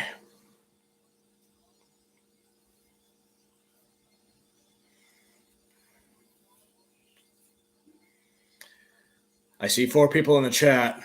I've already been rated once on my stream earlier. So.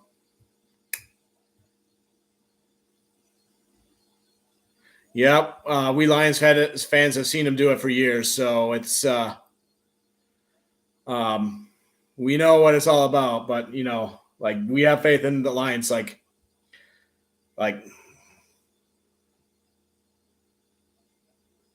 Lions offense has several weapons and everybody, it's a complete offense. Whereas Stafford was the perfect quarterback for us for when we had him. But we want the Lions to win. So I'm trying my best not to give Stafford much positive credit as best I can. Because right now he's the opponent.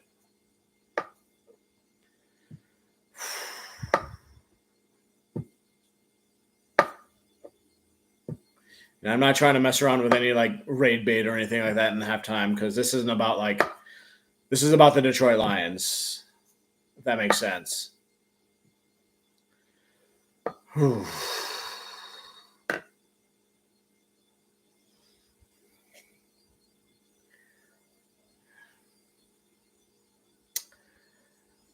So let's check out.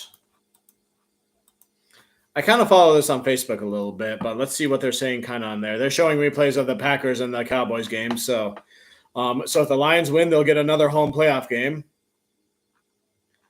which is good in that instance. I'm kind of nervous about what Packers fan like if the Packers make it farther in the playoffs than the Lions. Oh, what's Jerry Jones saying?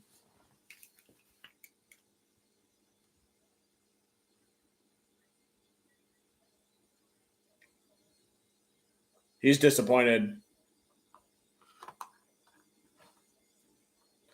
Listening to Jerry Jones talk to the media right now.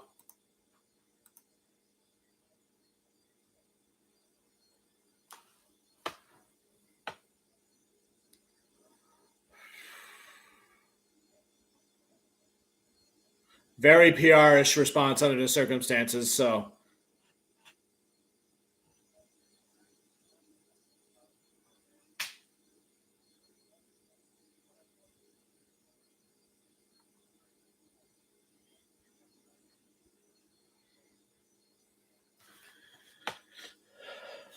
I'll think about that later and everything. So let's try to figure out kind of where we are with the brackets and everything, because since the Packers won and they were the 7th seed, whoever wins the Lions and Rams game, they'll be going to face the winner of the Eagles and the Bucks game.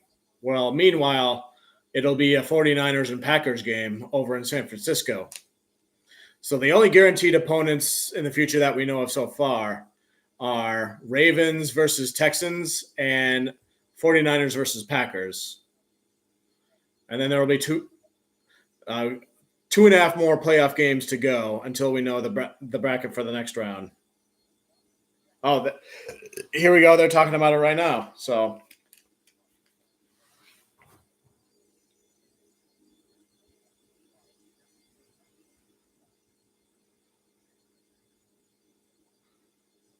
yes, talk about Detroit. Thank you.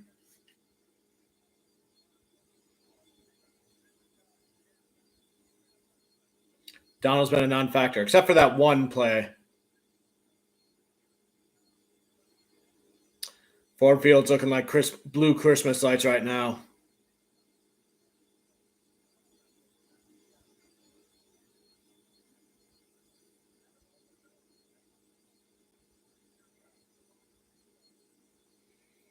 Anything can still happen in the second half, which is why I'm not getting comfortable with the Lions lead right now.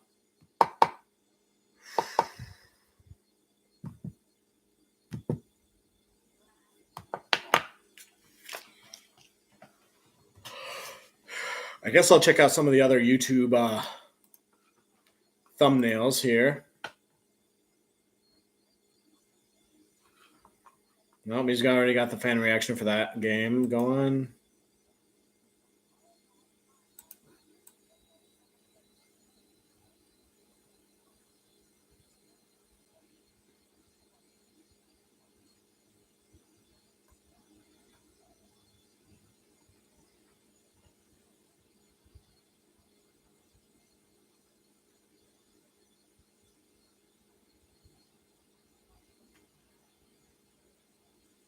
Nothing new, relatively speaking, right now. So, looks like I'm not getting rated for this halftime. That's all right. I'm content with my raids from the season anyway.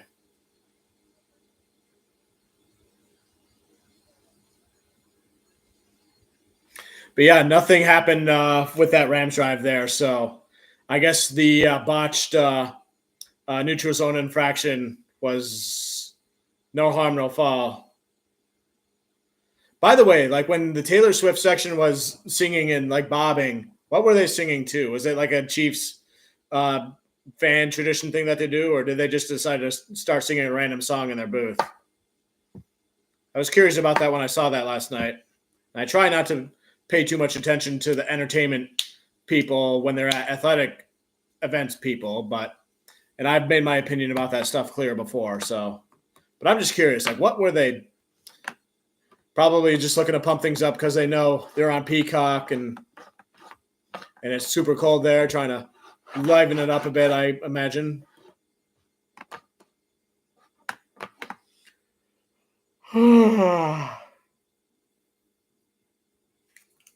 I know there was up to 4 people at one point at the beginning of halftime. I imagine that was people looking in to see if they should raid me, but I'm not really focused on that right now. Now there's 2 people in here, so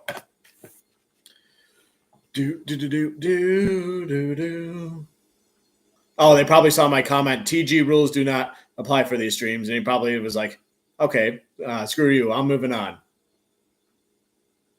I'll probably look into that halftime thing later to see if he was. Yep, thank you, Fluffy Bear. I appreciate that. So again, like if you're popping in here, don't feel like you have to stay in here for any longer than you want to. This is come and go. Do whatever you want. If you want to stick around for the whole thing, then great. So. Do you guys have any things on NBC Peacock that you'd like to stream if you signed up for it? I think for me, I'd probably prefer to get back into the reruns for House. I saw a few clips on YouTube. I watched that like at this time a year ago, but I'd love to get back into that show again.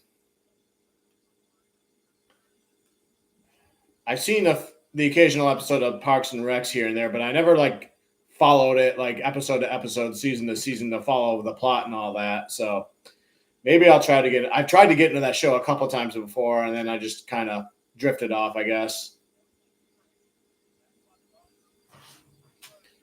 All the food that I've heated up at the start of the game has gotten cold here, but I'm not really hungry right now, and I'm way too superstitious.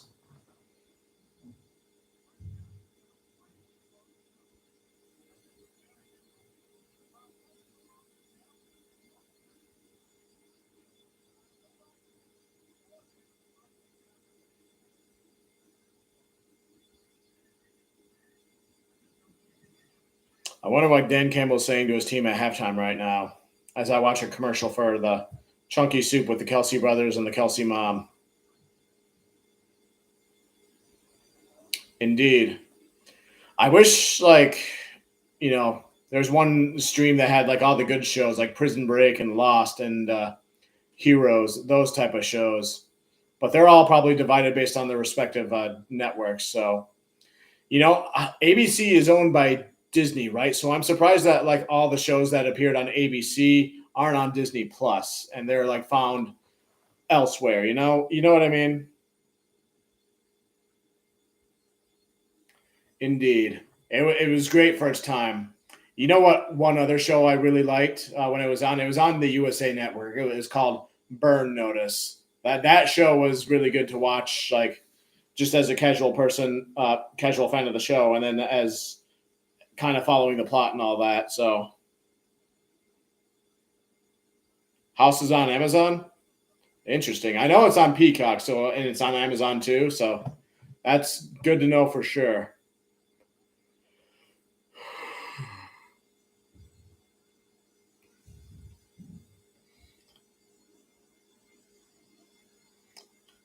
I was mainly into Disney Plus for a little while before, and because I'm kind of big into Star Wars and a little bit of the MCU and that sort of stuff. So the last thing I remember watching there was the Ahsoka series, but I kind of binge watched random early episodes of The Simpsons a lot this past year too. So especially the Treehouse of Horror episodes. For The Simpsons, I think my favorite episodes would probably have to be the Who Shot Mr. Burns Part 1 and Part 2, and then the one with Frank Grimes. I can't remember what that one's called, but the one, Homer's Enemy.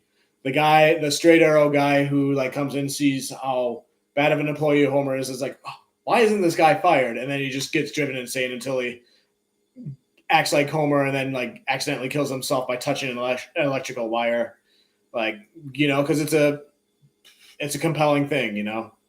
And then my favorite Treehouse of Horror episode, the one where they do the shining or the shinning, as they call it. That one's probably the funniest Homer moments. And then the whole sequence where Homer's hands jammed in the toaster just out of nowhere was good. Okay, Dan Campbell's talking.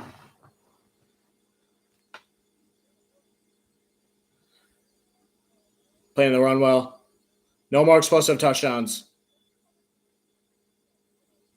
No more explosive touchdowns. Get takeaways. Rams haven't punted yet. Offensively kicking ass. Take care of Aaron Donald.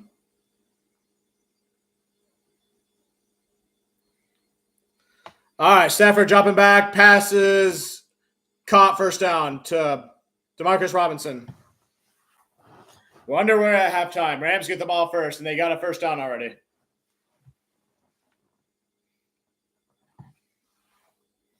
Yeah, we know. There's no 50-50 with it. It's all or nothing with Dan Campbell. Yep, we know.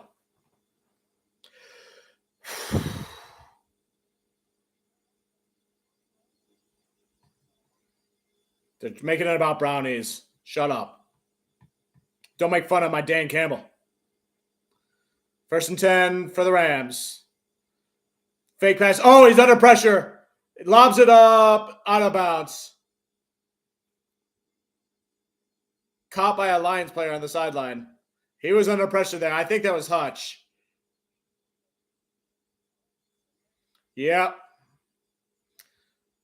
Hutch. He may not have a bunch of sacks with the league leaders, but he has a bunch of pressures and helps out the defense that way. Whew. That's who caught it. Bridgewater, who's going to retire after the season. 2nd and 10. Ball of 39 for the Rams. Nakua in motion. Staff takes the snap. Oh, fakes it. Gets tackled for loss. Tackled by Paschal, Hutchinson, and those people. He tried to go up the middle by himself, but he was stopped. He dived for the lineman of scrimmage there.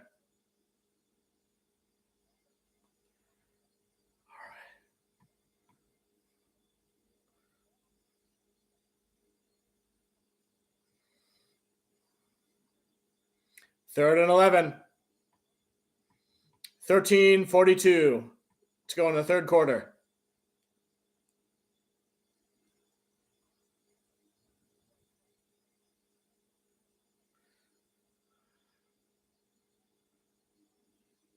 Did they just call a timeout? Yep.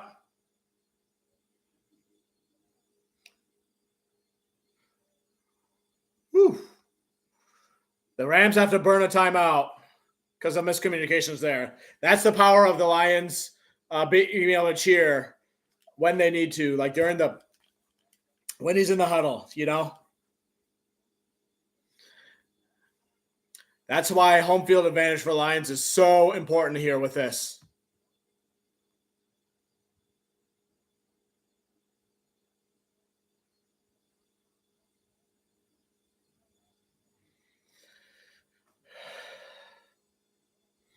Announcers making it all about the Rams and Stafford.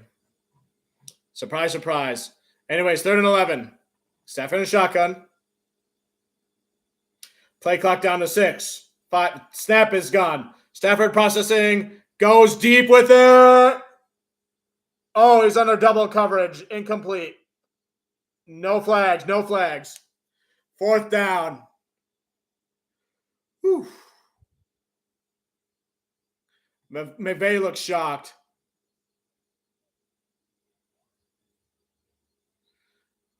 Both safeties there. He's allowed to jump up and make an interception, so.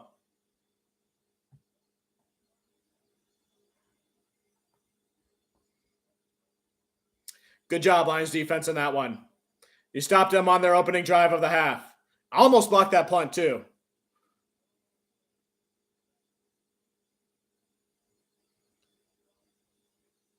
You know what I haven't looked into?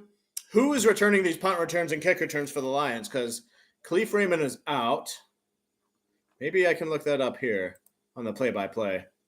If anybody knows, feel free to let me know. Who is doing the kick returns and punt returns for the Lions?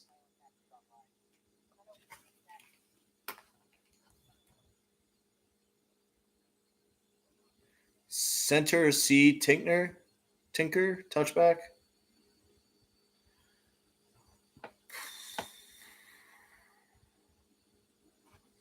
I might pull up MLive for this.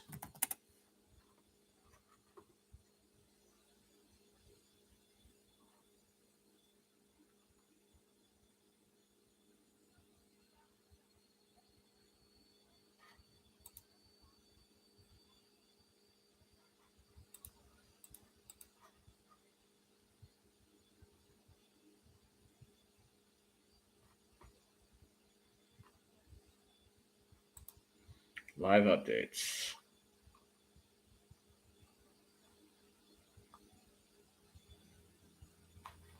Go away, ads.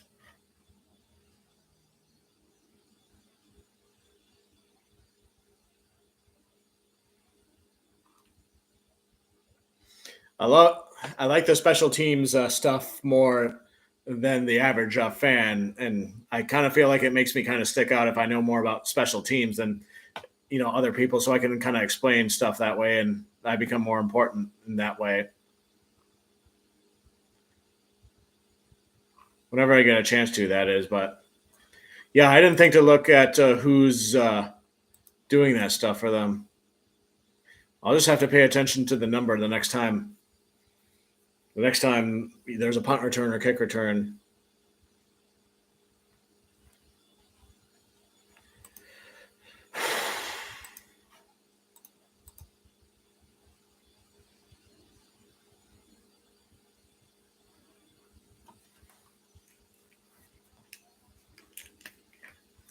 Oh, and I want to establish something else. They're triple teaming Aaron Donald. I haven't been doing Fridge Magnet power rankings or anything like that because I was not aware that people did power rankings for playoff teams and playoff stuff, which I just treated as a regular season thing because I've talked about to death how good the teams are that are in the playoffs, so everybody kind of gets that. My focus is kind of like on letting people know when the games are as soon as possible and all that. After the last playoff game of the wild card round tomorrow, I'll probably do another bracket thing for what it actually looks like. So 2nd and 6 for the Lions.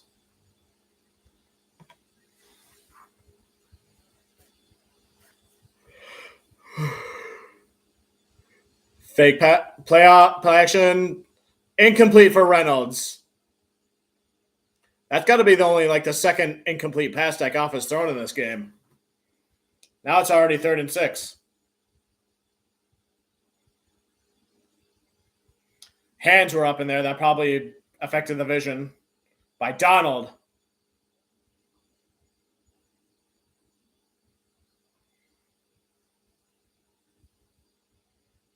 I wouldn't be surprised if Gibbs or somebody gets the ball and runs it for a first down here. Oh, lob pass. Caught for St. Brown. First down and more. Down to the 50. Still going. Fighting for the 45. There you go, St. Brown. Woo. Ben Johnson, you fooled me on that one. I thought it was going to be a running play. Lob pass to St. Brown.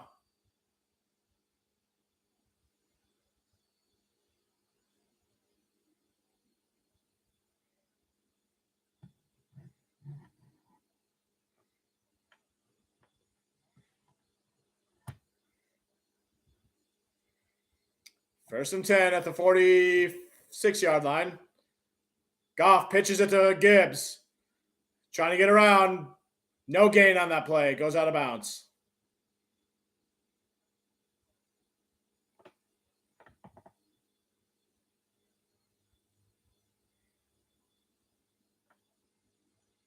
They punted for the first time in the game last drive. Yep.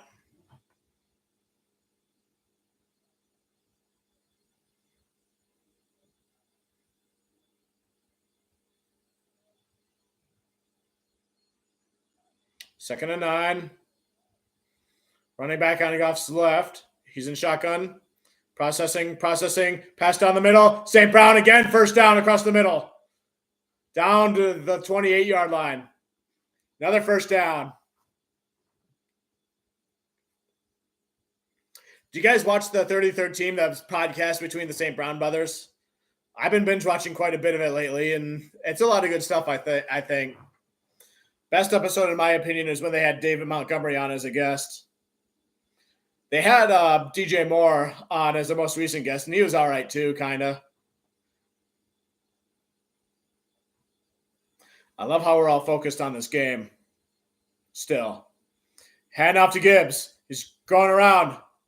It's going to be a tackle for loss, unfortunately.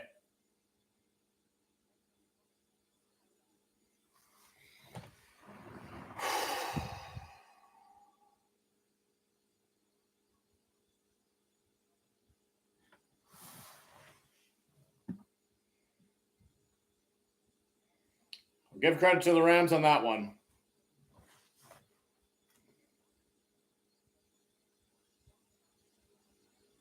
Second and 15. Goff and shotgun. Running back on his left. Jameson Williams was in motion. Goff going to pass. Processing. Oh, he gets sacked. Montgomery missed the block, I guess. Ernest Jones.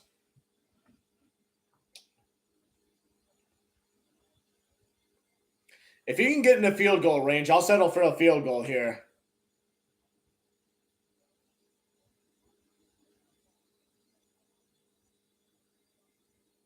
Okay.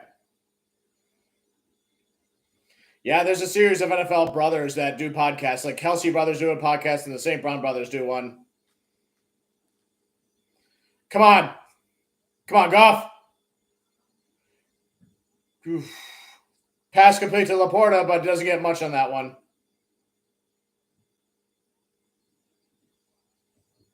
It's fourth down. Looks like they're going for it. Yep, Badgley.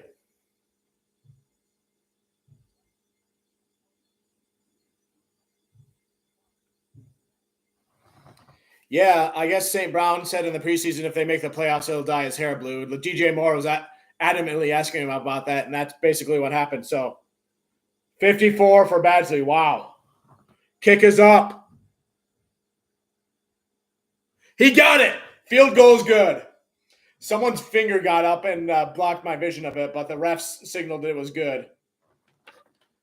There we go. Got the field goal. As long as we continue to consistently score, keep getting that psychological advantage for the Lions.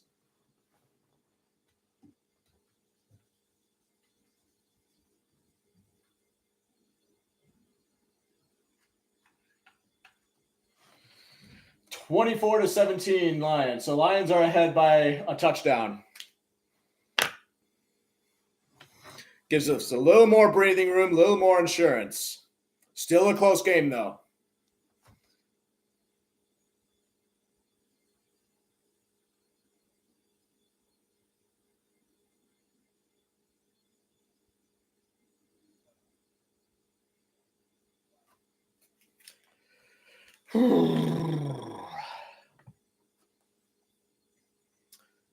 I feel like I'm running out of things to talk about, but at least I know you viewers are content with just like being here and then being laser focused on the game. So I don't feel the pressure to have to like entertain, my viewers as much because we're all here with a common goal of watching this game and keeping track of this. So I'll try to be entertaining like when I can be, but we all get that the vibe for this game is, we want the Lions to win this game. This is a special moment, a home playoff game at Ford Field. And we're partially into the third quarter. And, it's going pretty much exactly the way we expect, although we are not content until we know for a fact that the Lions win this game. Exactly, Fluffy Bear. Exactly. Fluffy Bear 130. Yes, that's better than as opposed to if the Rams score and then take the lead against the Lions. Now, if they score a touchdown, then they just tie it. So, a little bit more breathing room, you know. Plus, it's good, like psychologically, like making the Rams think, "Wow, the Lions put points on the board almost every time they score in the drive." You know, just keep grinding on the mentality until like the Lions win. Like Dan Campbell talks about in that Hard Knocks opening speech, like you drag them out into the water and you drown them into the abyss and all that sort of stuff. Metaphorically speaking, of course. I'm not actually advocating for people to drown any other people. The same speech as it doesn't matter if you have one ass cheek and three toes, I will beat your ass type of thing.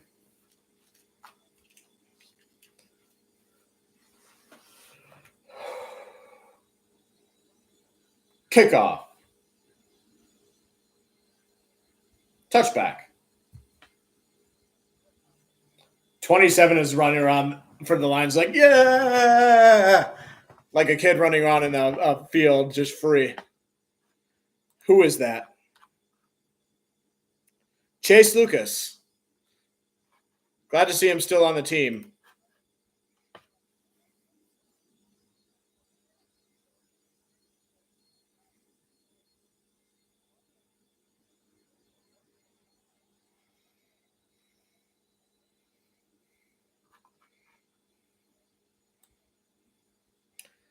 I'll keep that in mind, Fluffy.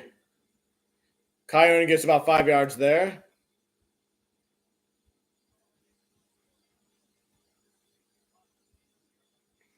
Although I'm being honest, the 130 part of your name stands out to me a little bit more. My largest donation to another YouTuber ever was 130 to Perna because I wanted to punish him on clickbait for trying to curse the Lions. But I feel like I countered that curse as Beast knows this story. 2nd and 5, ball at the 30. Stafford under center. Nakua in motion. Play action, dump off to 20. Oh, first down and more. Jack Campbell catches him, though. Down to the 45. Who's that Rams backup running back? Ronnie Rivers.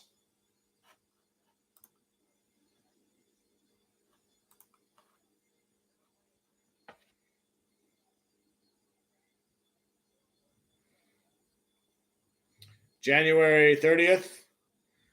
Well, happy early birthday then. Yeah, I know. Hopefully the Lions, Aaron Glenn, can somehow adjust to that beast. 1st and 10, ball at the 44. Stafford taking the pass, processing, down the middle, caught to Nakua, short of the first down, though. Kirby Joseph on the tackle.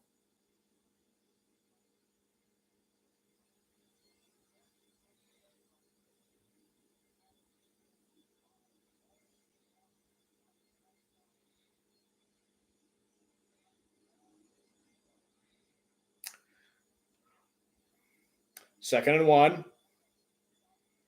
If it gets third down, hopefully Ford Field gets loud again. Right as Stafford goes into the huddle to call the play.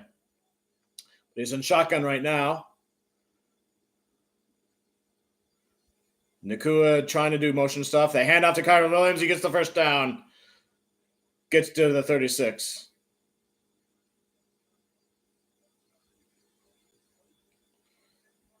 Now they're doing a Pokemon graphic for Puka Nakua. If the Lions defense can get a turnover sometime relatively soon, that would be huge.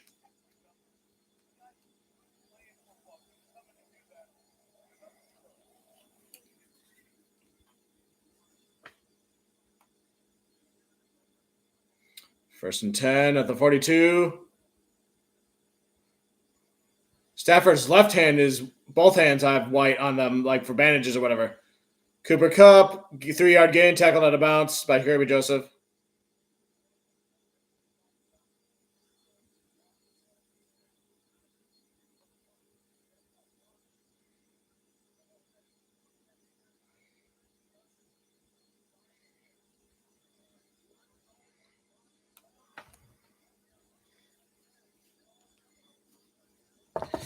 2nd and 6.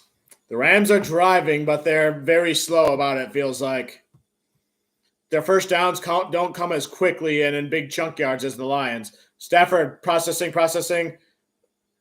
Caught for another first down. He breaks a tackle, though. He gets down to the 10. Davis Allen, the tight end. If the Lions can get a turnover.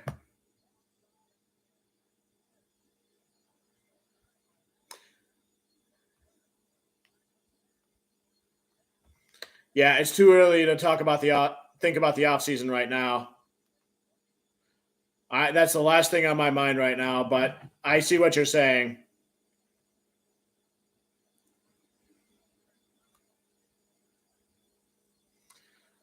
Stafford rolling out to the right. Throws it away out of bounds. There's a late flag thrown.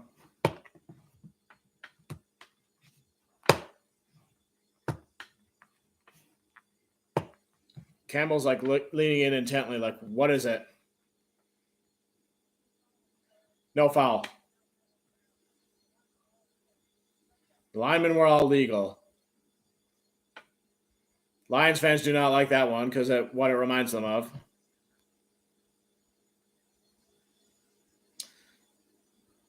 There's a lot of likeness with the Pokemon stuff, but they didn't technically call it Pokemon. But if they do the colors differently than what a standard Pokemon deck would, I guess technically they could get away with it. It reminds me of something from the show Danny Phantom. I'll explain it in a minute. 2nd and 10, ball at the 11. Stafford and shotgun, running back on his right. Nakua in motion, hands off, jet sweep to him, but it's blown up in the backfield. They catch him. Nice play by the defense by Jalen Reeves-Maybin and Hutch, who were right there. Man, I can't say enough good things about Germ. And now it's 3rd down, so the signs are going to start coming out that say 3 on them, and hopefully it gets loud. Hutch was right there in pursuit, and Germ finished him off.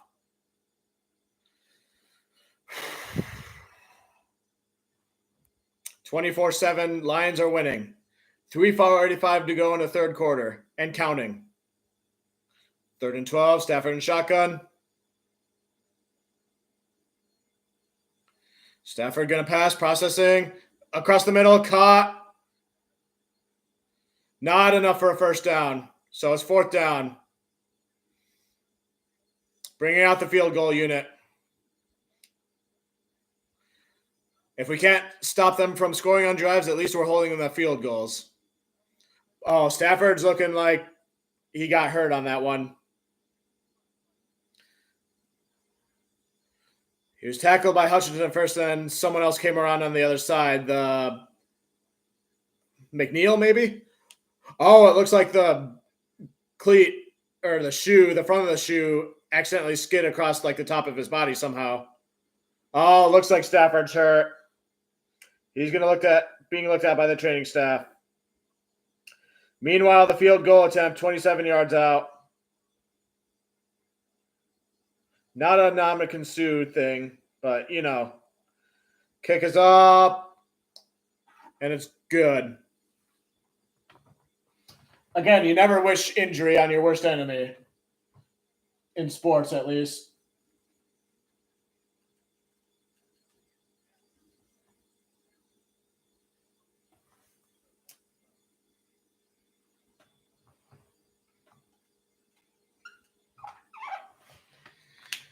Anyways, so Danny Phantom, one of the very first episodes, the first one that had the arch nemesis Vlad Masters, aka Vlad Plasmius, in it. It was revealed that when the Fentons arrived at his home that he's a Packers fanatic, and he had all sorts of Packers fan stuff in his home, but the colors, the green and the yellow, were reversed as opposed to what it looks like on the real life Packers stuff. And even though they did use the word Packers, Vlad established in that show that the Packers are owned by the city of Green Bay, whereas in real life, the Green Bay Packers are owned by common people as shareholders. So the Green Bay Packers did try to sue the show creator for that, Butch Hartman, but all those things that I said made the case that technically they weren't, using the Radio Life Packers for that show. So apparently, like Bush Hartman won that for those reasons. Anyways, let me read what you guys are saying here. So that's why I believe like the way NBC did it, like they were like legally allowed to do it in that way. But I could be wrong. I barely paid attention to the Pokemon graphic, but or the Pokemon graphic, whatever you call it. Yep. I'll speak more about that some point after this game.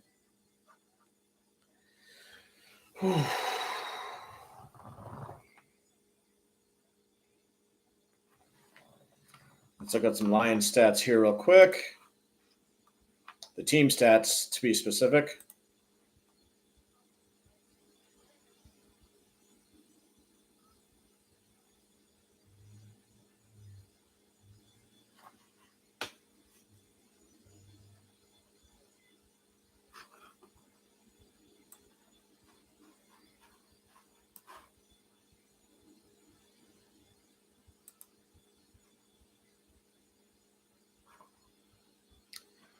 (20-15) for first downs. Lions win that one. Total plays 41-37. Lions winning that one. 6 drives each. Rams are kicking off right now. Time of possession, Detroit 22-16, Rams 20-11. So that's close to even, but Lions have the slight advantage there. Same shot of Stafford walking to the tent.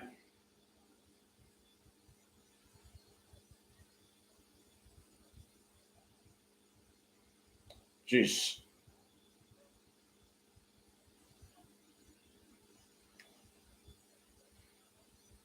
Maybe he has a concussion. 1st and 10 for the Lions. The 25. Goff under center. 180 was that. Caught to St. Brown, fighting for the first down. It looks like he got it.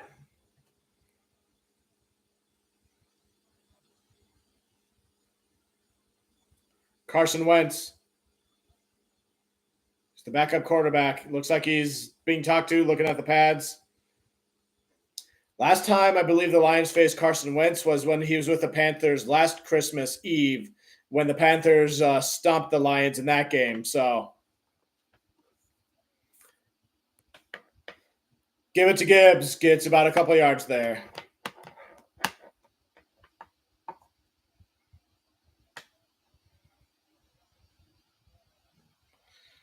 Aaron Donald, 2 quarterback pressures on 21 pass rushes. Yeah, Lions have been double teaming him quite well. He's been all over the line, but not much luck there so far.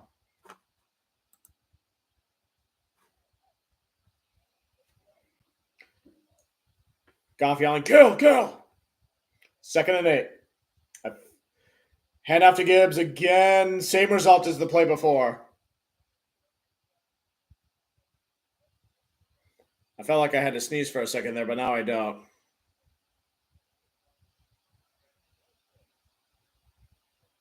Puka Nacua is also in the tent, too, getting look. Stafford's out, warming up with a ball.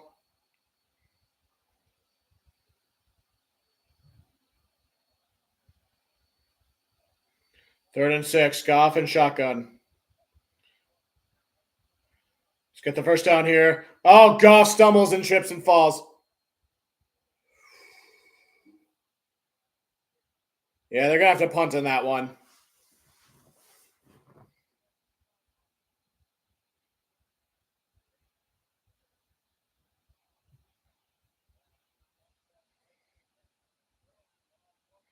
The Lions are up by only 4 points.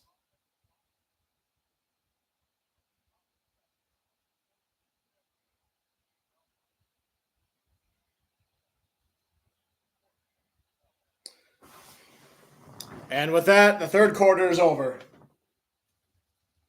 Oh, I forgot to erase the halftime thing.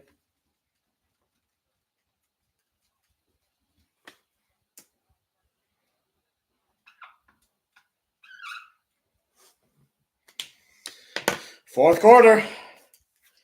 Our first 3 quarters of postseason game at Ford Field.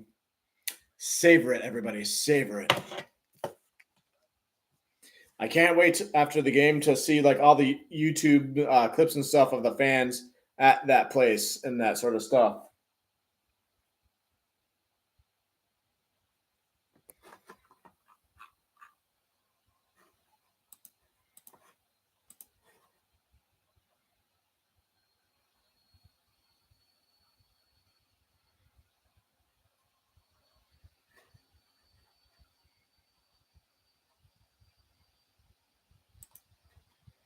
Just looking up the box score, individual player stats. Stafford is 18 for 25, 266 yards, 2 touchdowns, no interceptions. Goff, 20 for 23, 255 yards, passing, 1 touchdown, no interceptions. Kyler Williams, 7 carries, 27 yards. Montgomery, 11 carries, 47 yards. Gibbs, 8 carries, 25 yards, each with a touchdown. St. Brown, 6 receptions, 99 yards. Josh Reynolds, 5 receptions, 80 yards. Gibbs, 4 receptions, 43 yards. Much the same there. Puka Nacua, 6 receptions, 115 yards. Sam Laporta, 3 receptions for 14 yards and a touchdown. They counted that as a fumble for Goff or whatever. Huh. Aiden Hutchinson has recorded as 2 sacks in this game. So there you go. And Ernest Jones has 2 sacks for the Rams. And Aaron Donald is credited for having a sack in this game as well.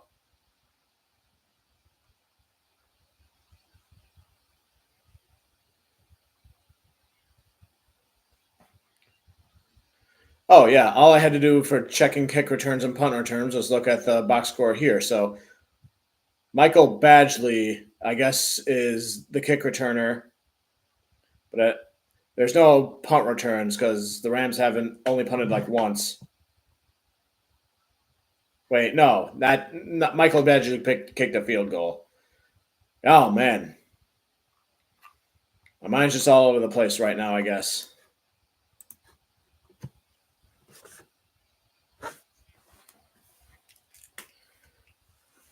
And there's the punt. It's going to the 10. Fair catch at the 10. No flags anywhere.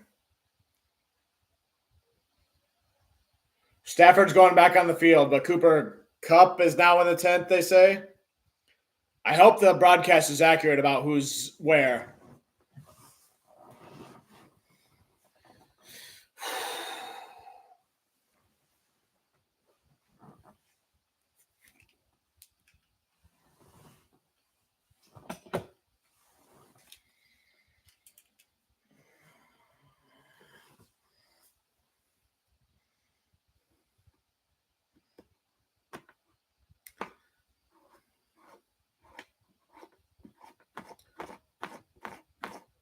Come on, Ford Field crowd, get loud.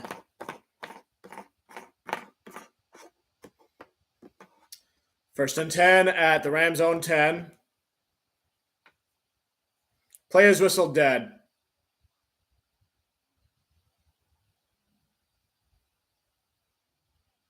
What's going on?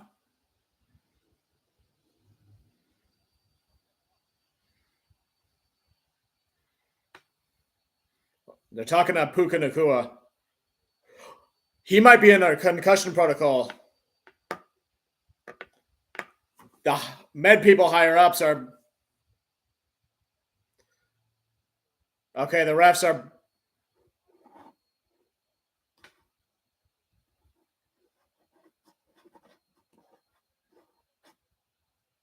Okay. So they were medical timeout, double checking to make sure he was evaluated, and he was for Puka Nacua. Play resumes, first and 10. Stafford and shotgun. Nacua in motion. Hand off to Kyler Williams. Goes up the middle with it and a big gain. Gets a first down. Somehow in a big hole there. 15-yard gain.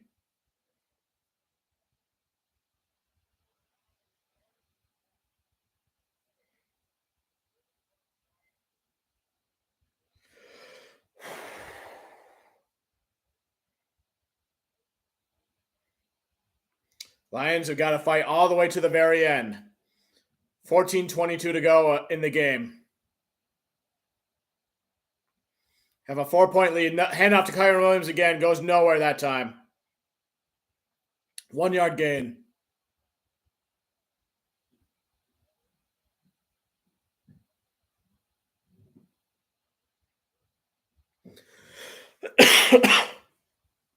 Excuse me.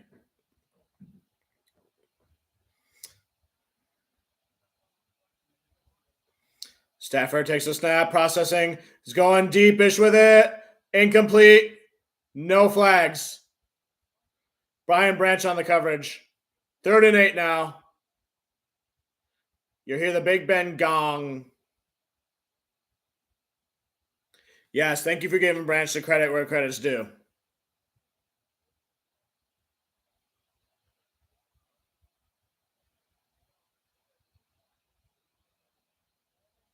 As my dad said, Brian Branch covers his people like a glove.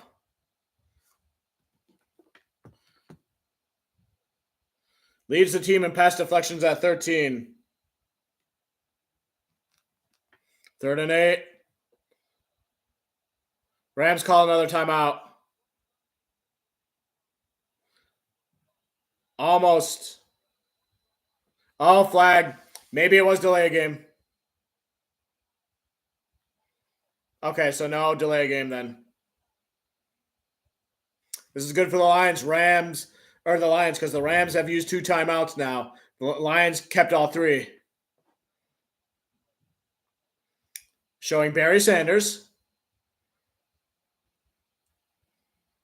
Calvin Johnson's there.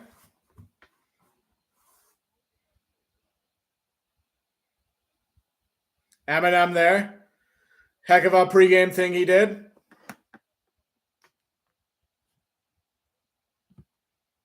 Benjamin Cap, season ticket holder for 66 years.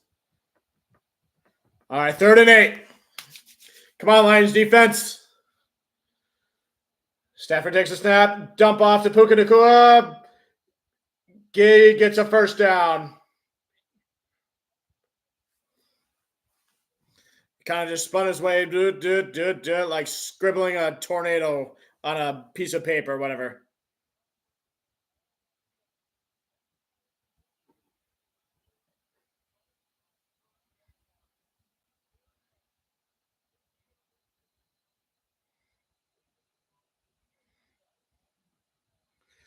Okay, 1st and 10 at the 36. Stafford and shotgun, Nacua in motion. They hand off. Goes nowhere on that one.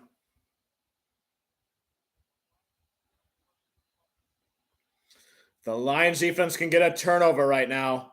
Fumble recovery, pass deflection, interception. Whoa.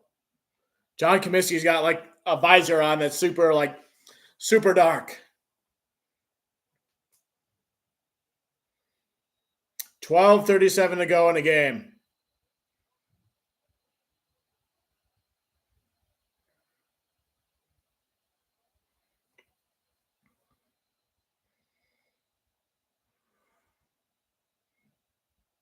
Stafford takes a snap. Pass up the middle. Caught, 1st down to Robinson.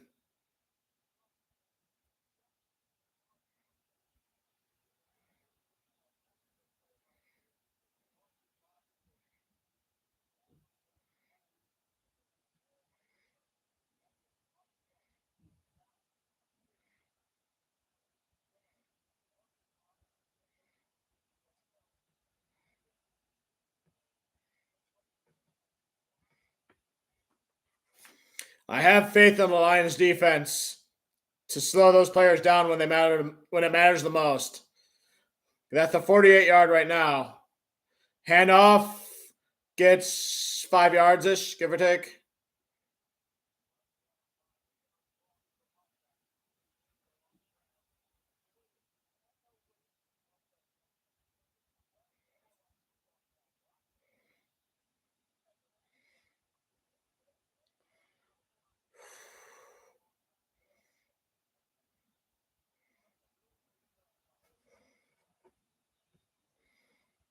2nd and 4. 11:06 to go in the game. They're right at the middle of the field on the Lions logo. Stafford under center. Cup in motion. Hand off to Kyron around the edge. He gets the first down and more. Goes out of bounds.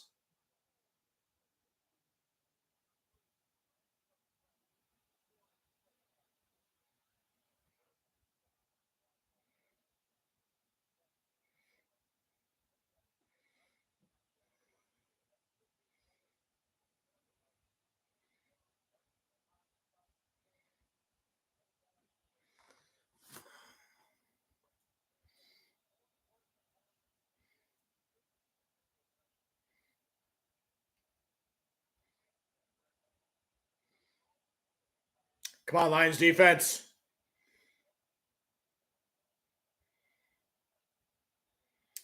Deep pass across the middle. Caught. Nakua. Down to the 15.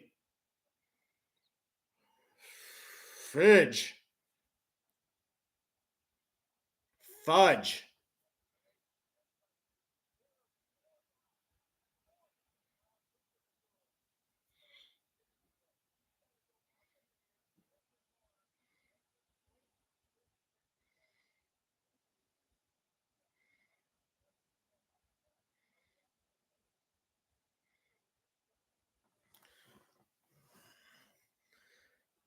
Come on, Lions got to stop him. Make him settle for a field goal at most. Nowhere to go there.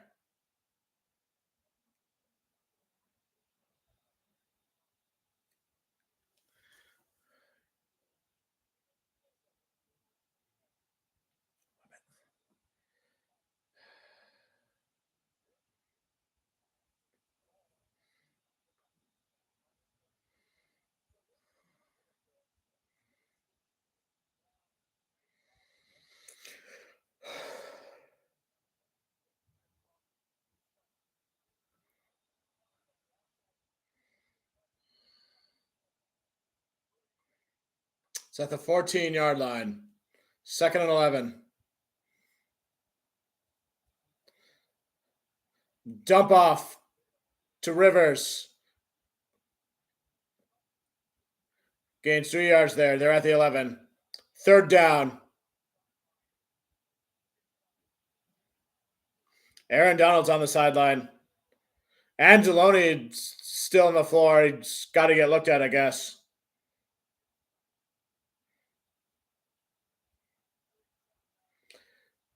Oh, boy. Alex Angelone's sitting. Injury timeout to look at them, I guess.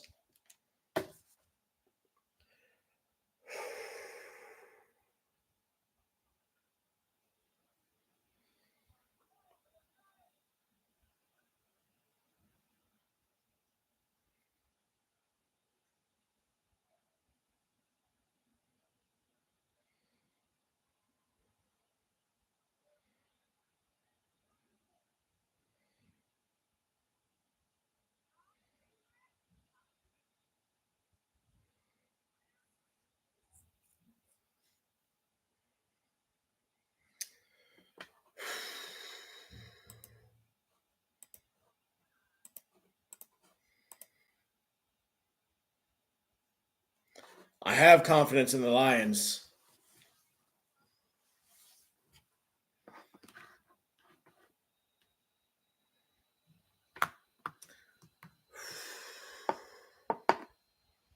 Hopefully the Angeloni injury is nothing that serious, though.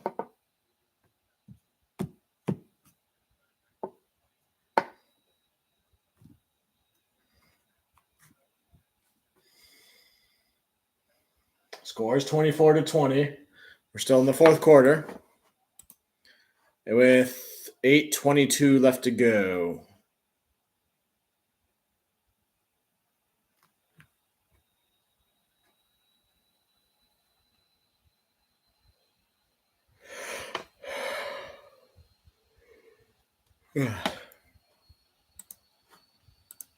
Just checking other tabs for any updates or news or anything.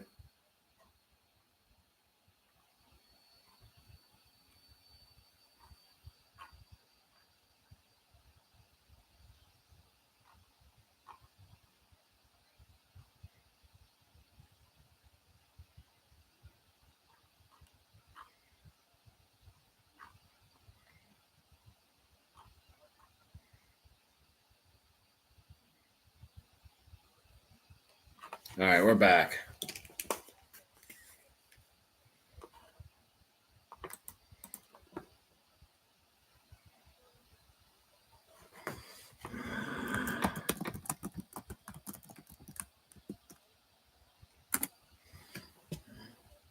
Stafford takes a snap, lobs it up.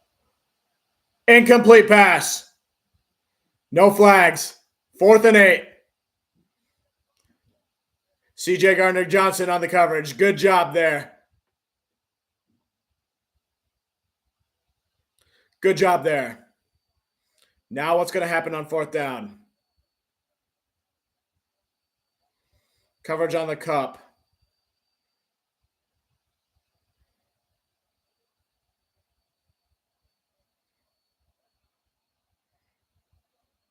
Going for the field goal. 29 yards out.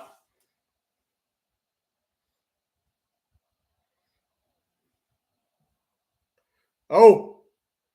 Okay, the kick is good. It looked kind of like a weird knuckleball line drive. Lions still have the lead, but by 1 point.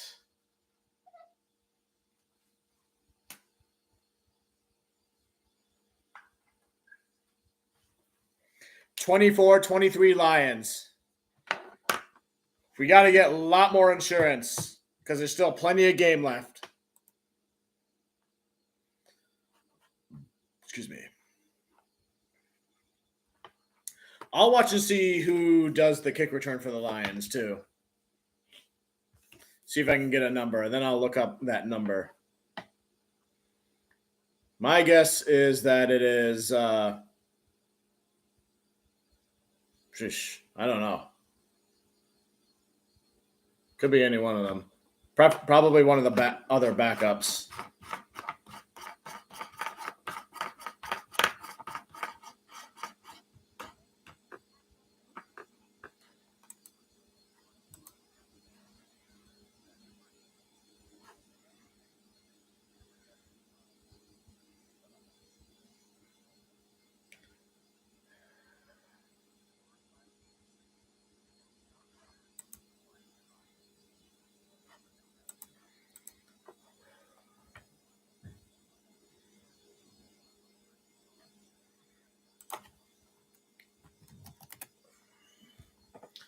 Plenty of food over here that I have not touched in a long time.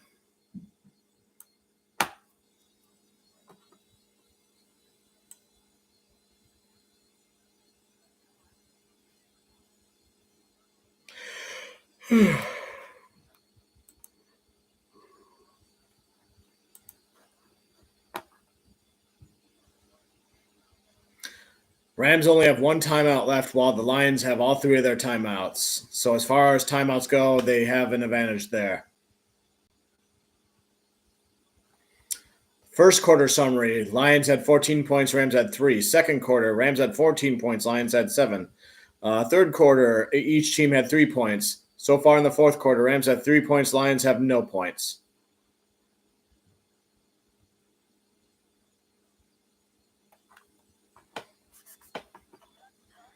They're showing M&M's a restaurant, Mom's Spaghetti.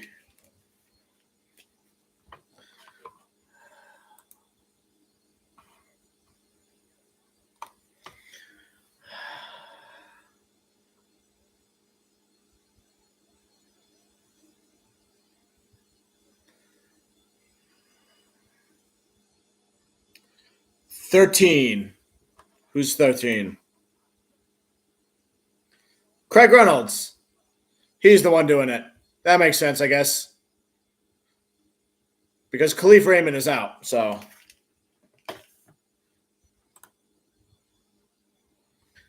Yeah, I thought I heard somewhere Craig Reynolds was also out, but I guess I must have misheard that, so.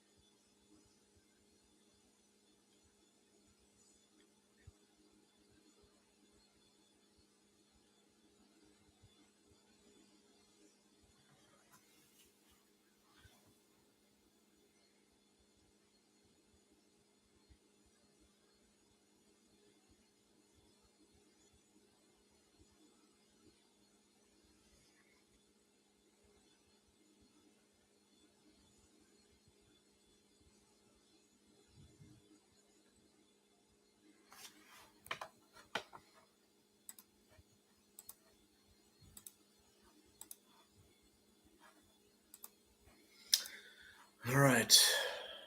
We're slowly coming back. Ooh, Lions logo in the sky. They're in Detroit. Right above the casino there.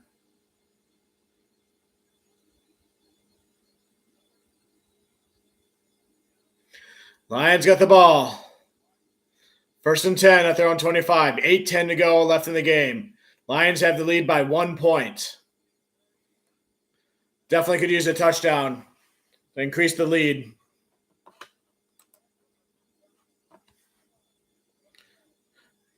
Goff processing under pressure, just throws it at the feet. Incomplete pass. Lions O-line got to continue to hold the fence, hold the wall.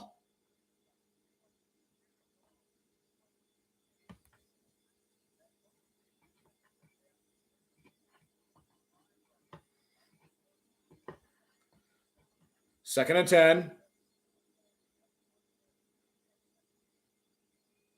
Hand off to Montgomery. He gets about 5 to 6 yards on that one. Haven't seen Montgomery in a little while, but glad to see him there again. 3rd and 4.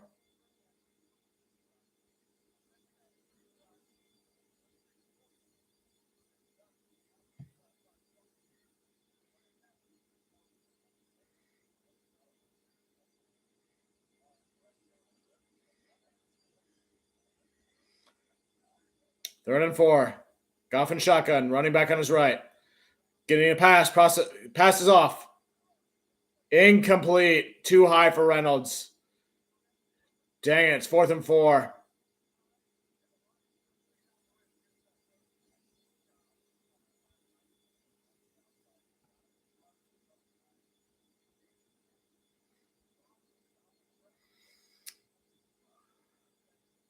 Not a good pass by Goff. Wounded duck like.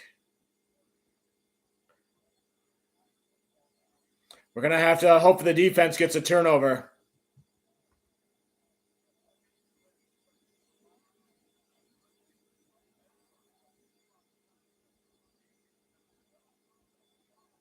Fair catch at the 10. Good job punting tonight by Jack Fox.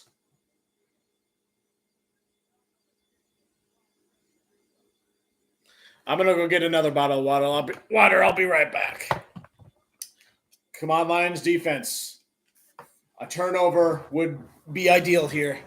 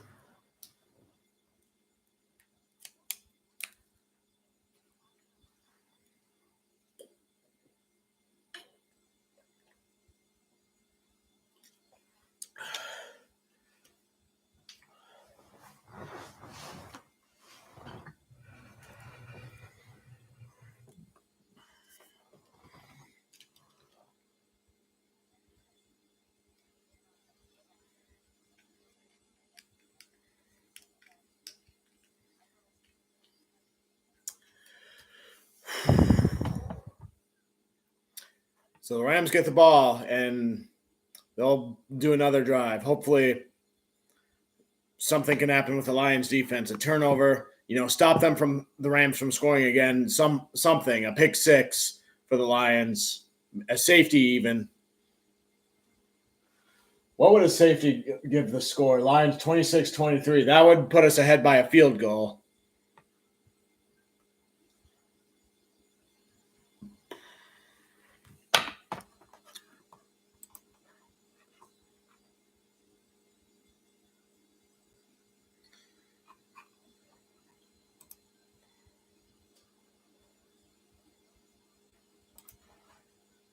I'm just checking the ESPN homepage just for what the headlines appear to be.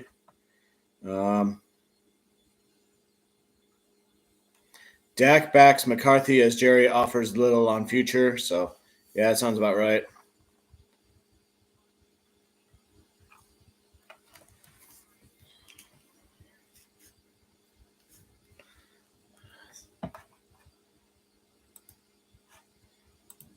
All right, here we go. 1st and 10. Ball at the 8-yard line. Stafford under center. Stafford calling an audible of some type. Handoff to Kyron. Or Ronnie Rivers gains like 1 yard. Force them to punt too. Injury updates. Kyron Williams out. Questionable. Just back in. Anzalini's back in. Shoulder marks on his right shoulder. So Kyron Williams is questionable.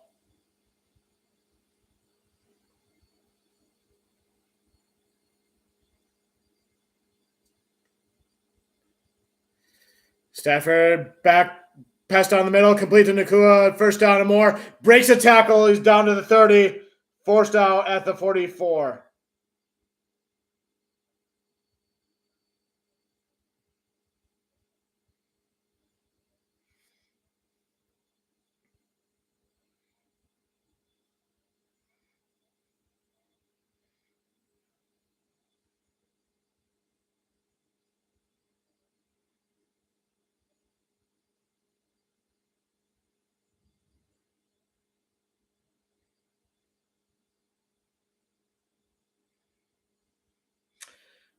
So 45-yard line, 1st and 10. They're saying the same stuff about Puka that I've been saying about Sam Laporta, about Yak. Yeah, Stafford sidearm passes it down to Rivers, gets a 1st down to the 40. The Rams are moving the ball too fast for my comfort here.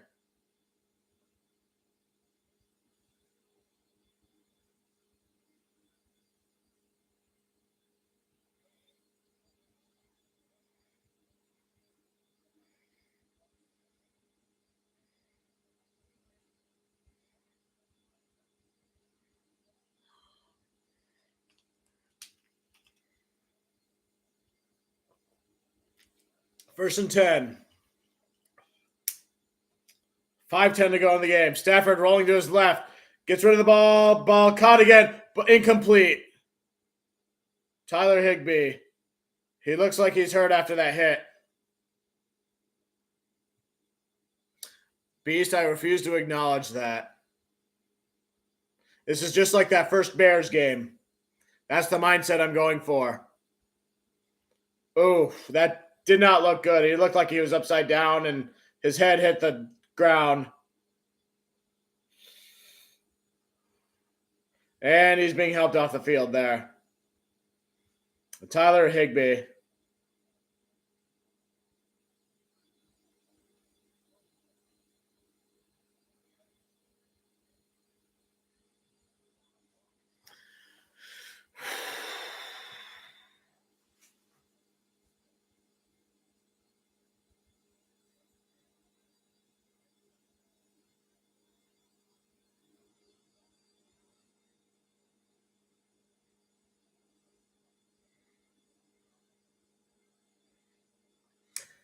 Ball at the 40, 2nd and 10. Stafford and shotgun. Come on, Lions. We need a turnover of some kind. Stafford dropping back. Sidelines across the middle. Pass is caught for about 6 yards.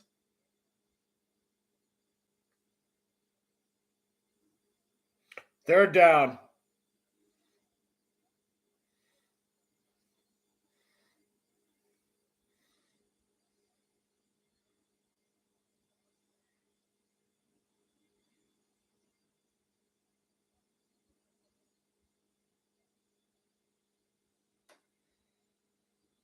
Beast, you're not ahead of me, are you?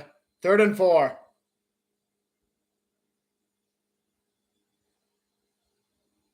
Stafford dropping back.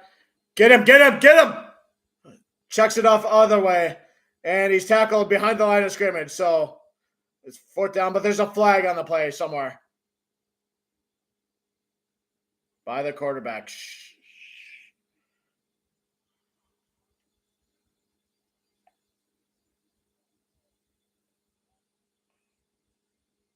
Holding offense. Yeah, he was. Hudson shouldn't do a penalty there, so that's big there. Are they replaying 3rd down there? Is this another NBC mistake for the graphic? 3rd and 14, they're saying.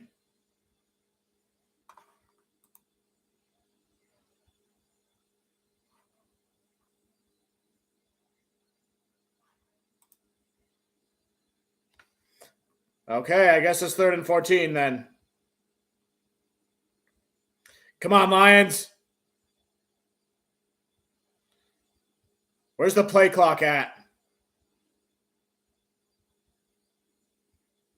Okay.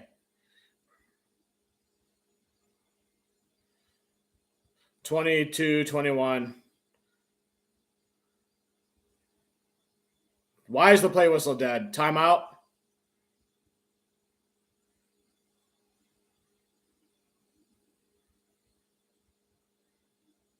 Campbell's just like, what? Like, what?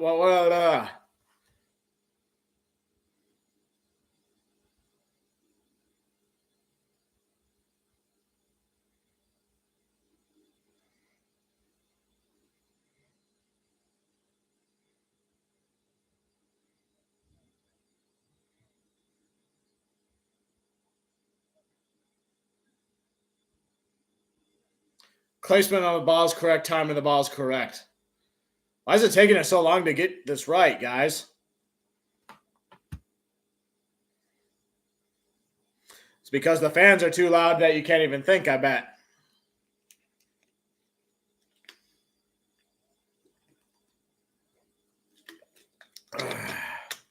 Third and 14.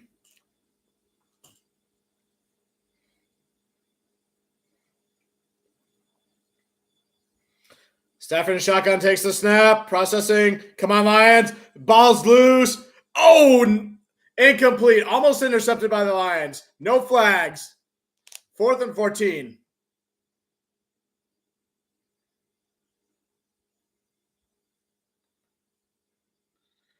Rams are punting. Good job, Lions defense.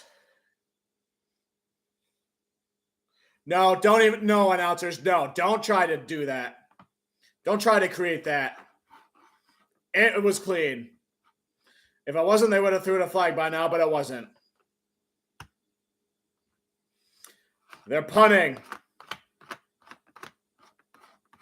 I'm betting Craig Reynolds is on the return. Oh, Donovan Peoples-Jones is doing the punt return. Okay, interesting.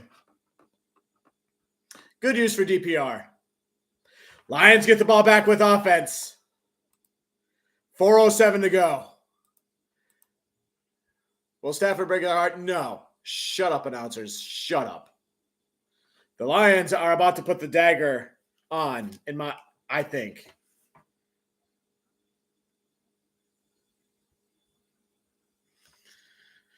I have confidence in the Lions offense for this, for their offense for situations like this. I have all season. The game against the Chargers, great example of that.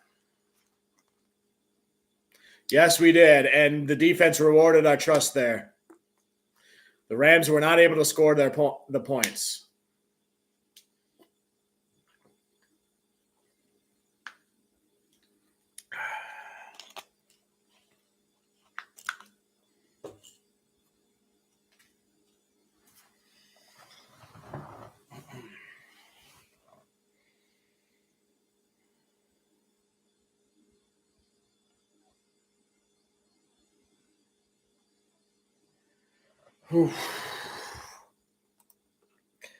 I don't even have to explain what's going on because, you three people in here, you guys all know because we're all laser focused in on this game. Lions are ahead by 1 point, 24-23. 0:07 to go in the entire game. And the Lions get the ball back right now.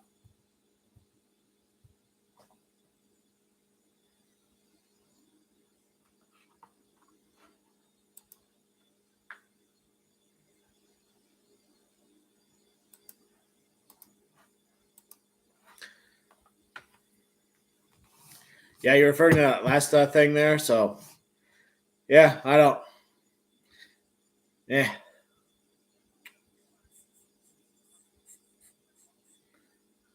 Still a lot of game left, though, so anything can happen, though.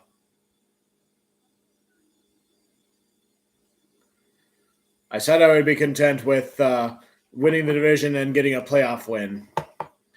Although, if the Packers make it farther in the postseason than the Lions do, then I don't know how I would feel about that.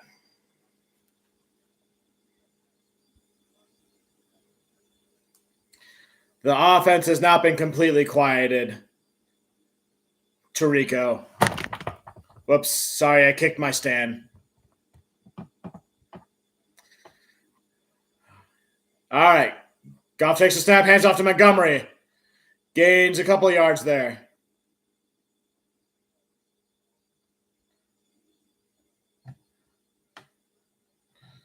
They might get more rushing yards.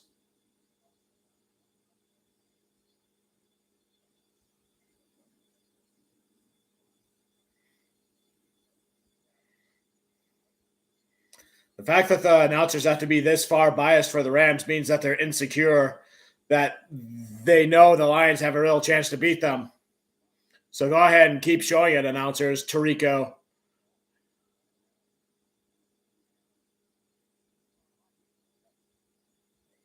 Goff. Quick pass to Montgomery to the side. Breaks the tackle, first down. Down to the 30.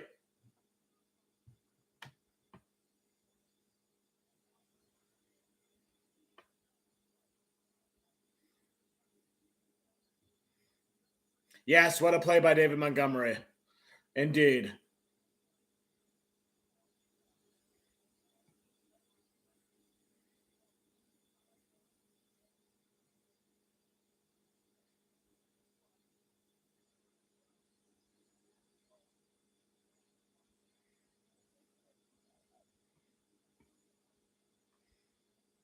Laporta motion, Goff under center, 1st and 10 at the 31. Hand off to Montgomery. Gains no yards there.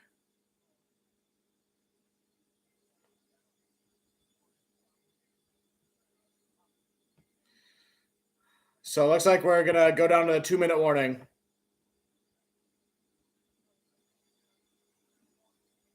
Because the play clock is larger than the amount of time left to get to the 2-minute warning. So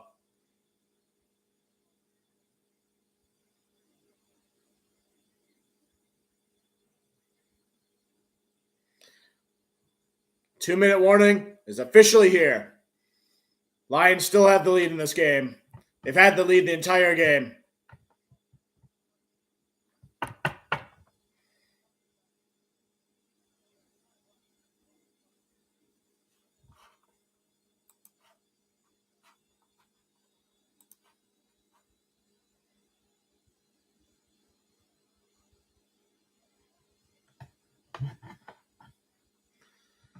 I'm not going to look at get into a debate about what I meant by the words insecure. What I'm trying to say is that the announcers are trying to fight so hard for the team that they're biased for that they're amping up the praise that they're giving them, hoping that it'll affect things. That's what I mean, like when I use like words like that. It's kind of like if you're confident, then you're not really, you're not really like barking and like talking smack and that sort of thing. That's the concept that I meant with that. But yeah, I'm just kind of annoyed by the announcers. So, and it should be something I'm used to before because I've heard stuff being biased against Detroit when the Tigers were in the postseason in years past too. So,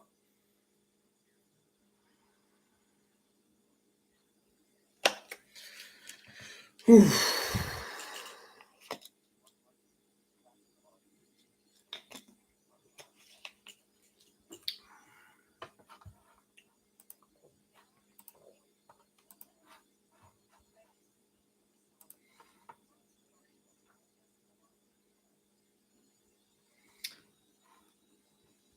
St. Brown is the leading receiver with 99 yards. Josh Reynolds has 80 yards. Jahmyr Gibbs, 43. Jamison Williams, 19 yards. Sam Laporta, 14 yards. David Montgomery, 11 yards, which I think is what we just saw there.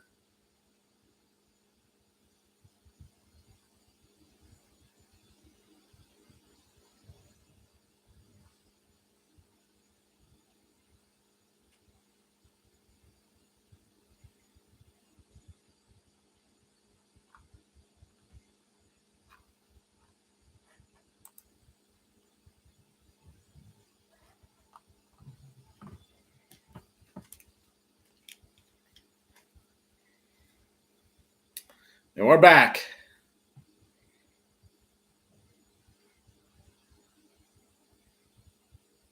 Two-minute warning is over. Lions are on offense. 2nd and 9. Goff takes a snap. Processing. That pass down the middle. St. Brown, first down. Down to the 48. Rams take their final timeout.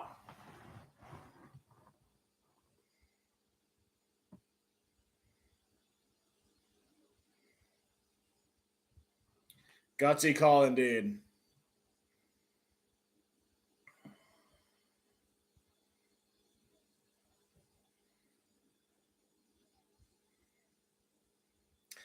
Yeah, St. Brown, way to go.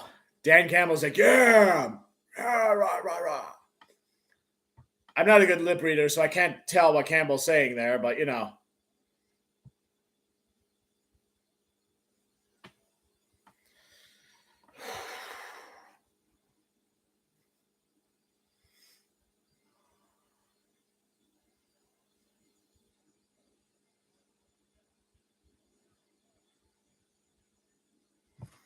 First and 10.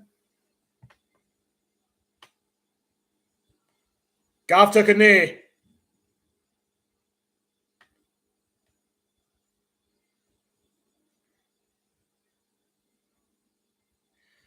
I guess we're starting the knees, and the shocked faces on the Rams are starting to happen, so it's looking like this is game, folks. Yep, I'm aware of that with the asterisk stuff, so. But yeah, St. Brown, first down, so.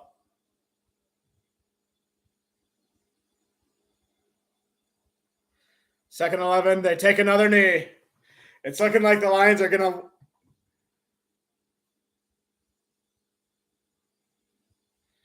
They're saying, hey, same old Lions. They're saying Dan Campbell changed it. So it's looking like, yep, the timeout's coming back to bite them. It's looking like the Lions are going to. It's a nail biter. It was a close one. A lot of people weren't sure who to take, but.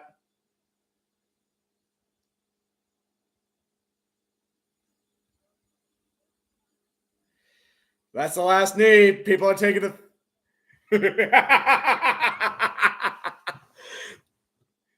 The Lions are going to win this game.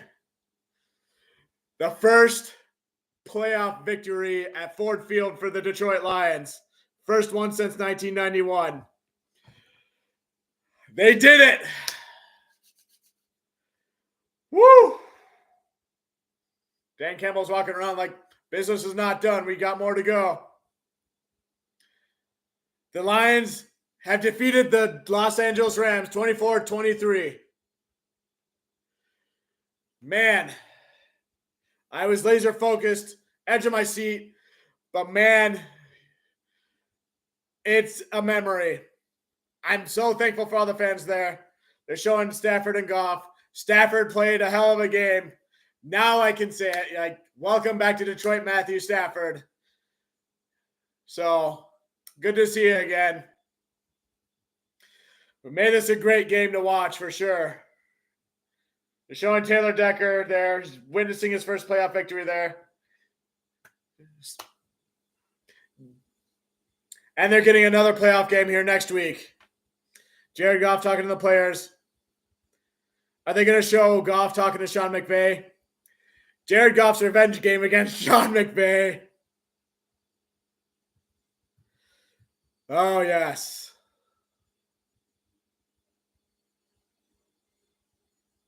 Indeed. Dan Campbell willed his team to victory. The Detroit Lions win the playoff game. It's a great day for Michigan sports all around. Last week, Michigan wins the national title, and now Detroit Lions win this playoff game. Brad Holmes, Dan Campbell era, making a lot of progress in year 3. Whew. Matthew Stafford, you guys Rams, I think you guys, in my opinion, overachieved this year for sure.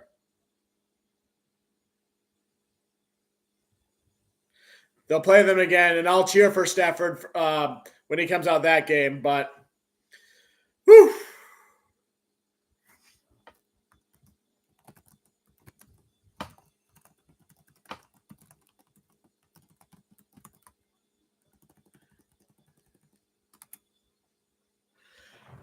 Go Lions, one pride! Woo!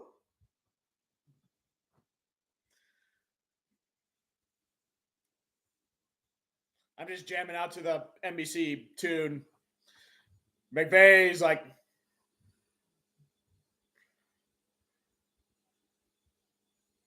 Campbell giving a hug to Gardner Johnson. He's happy. Whew. Well, NFL, I hope you're satisfied with how this game worked out. You got the storyline you wanted. We got a nail-biter game. Back and forth. Hard-fought game. Easily the most entertaining playoff game this weekend. Goff going. Whew. I don't feel like ending the stream yet. How you guys feeling? Lions win. I think I'm going to go visit some streams and say hi.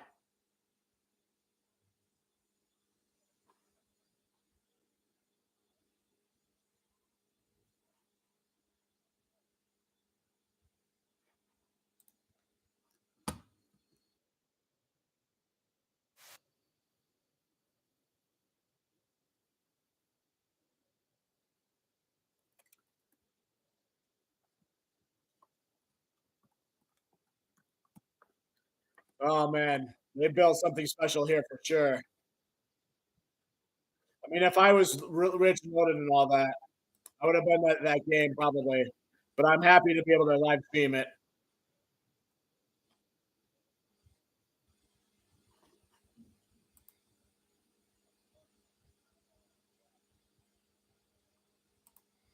I guess Eminem's doing post-game playoff duty.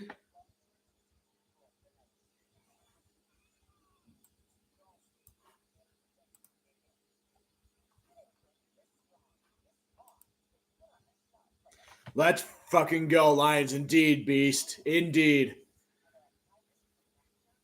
Bear, if you're here, or whatever I call you, great. I hope you enjoyed that. You know, Ravens, yeah, good luck to the Ravens next week if you're still here. So,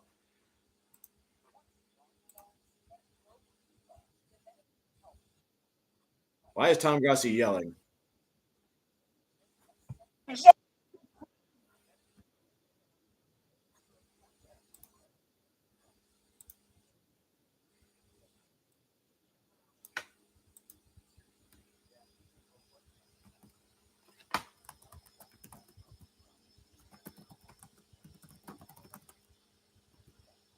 Oh, man, his stream crashed.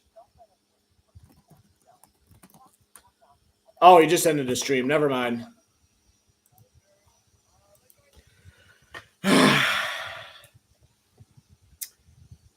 Now we just got to make sure that we go farther than the Packers. Thank you, Packers, for getting us another postseason game.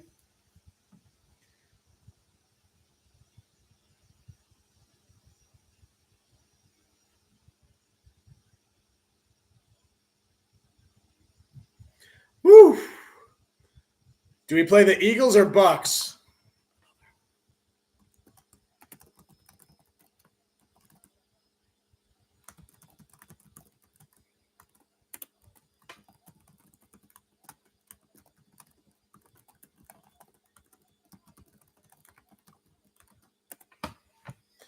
Talking to Hutch and Jared Goff and St. Brown.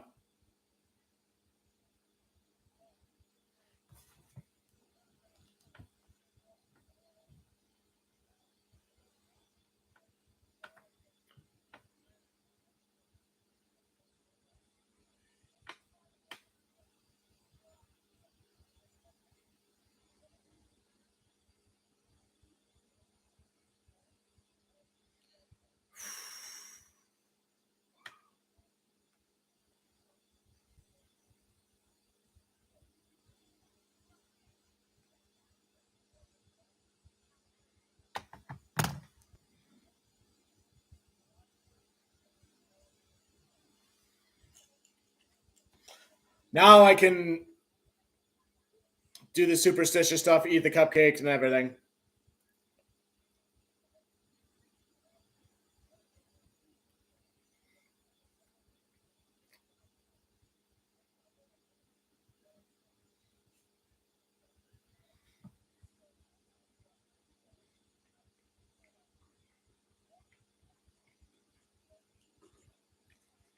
Gosh.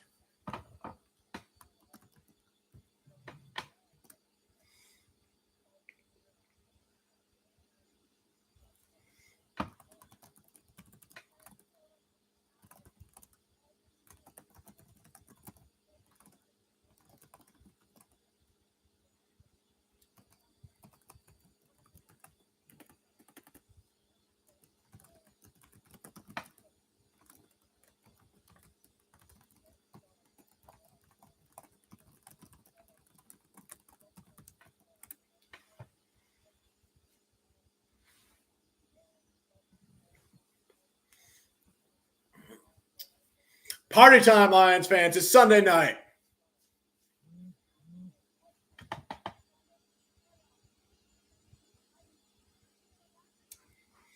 Yes, Stafford's the best quarterback in history, but Goff is the right quarterback we needed at the right time. So it was nice seeing Stafford again. I mean, obviously, I couldn't, in battle mode, you couldn't do that with Stafford. But now that the game's over, now that the Lions won, good to see Stafford again. So.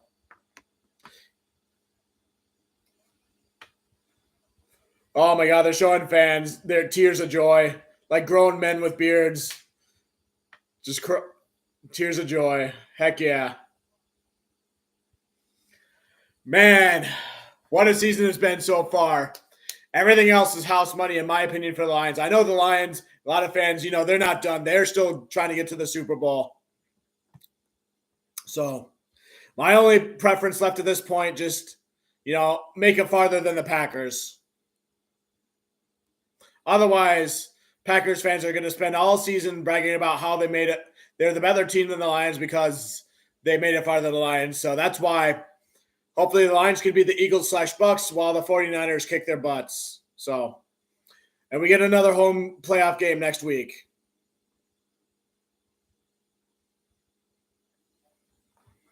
I'm going to find more YouTubers.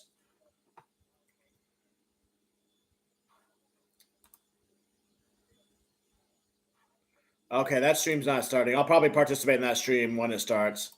And I'll end this stream here soon. Everyone's talking about the Lions on YouTube now. I'm pretty sure they're on Twitter. I don't know. I don't have Twitter, so let me check my Facebook. Oh, I know.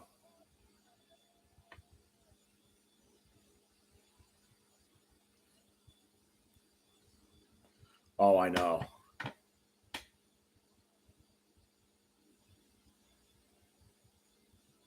Oh, I know.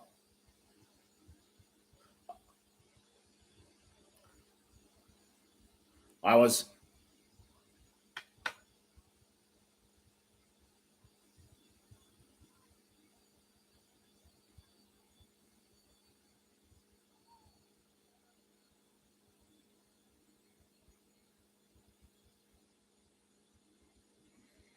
Until I.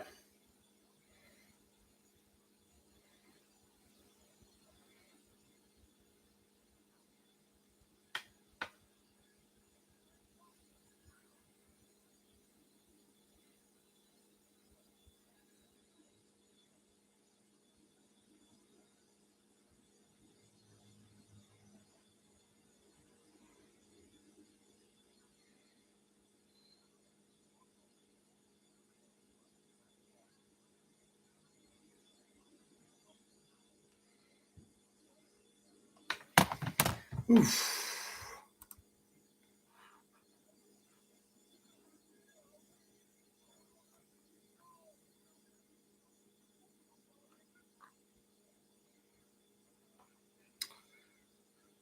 All right, I'm going to cut the live stream here, but yeah, Lions win. First playoff game, home Ford Field. Special day, special moment in Lions history. Nail better game. But, heck yeah. Thank you for joining me, Beast, and thank you for joining me, everybody else. It's been a great stream. And as always, go Lions. One pride. One fucking pride, baby.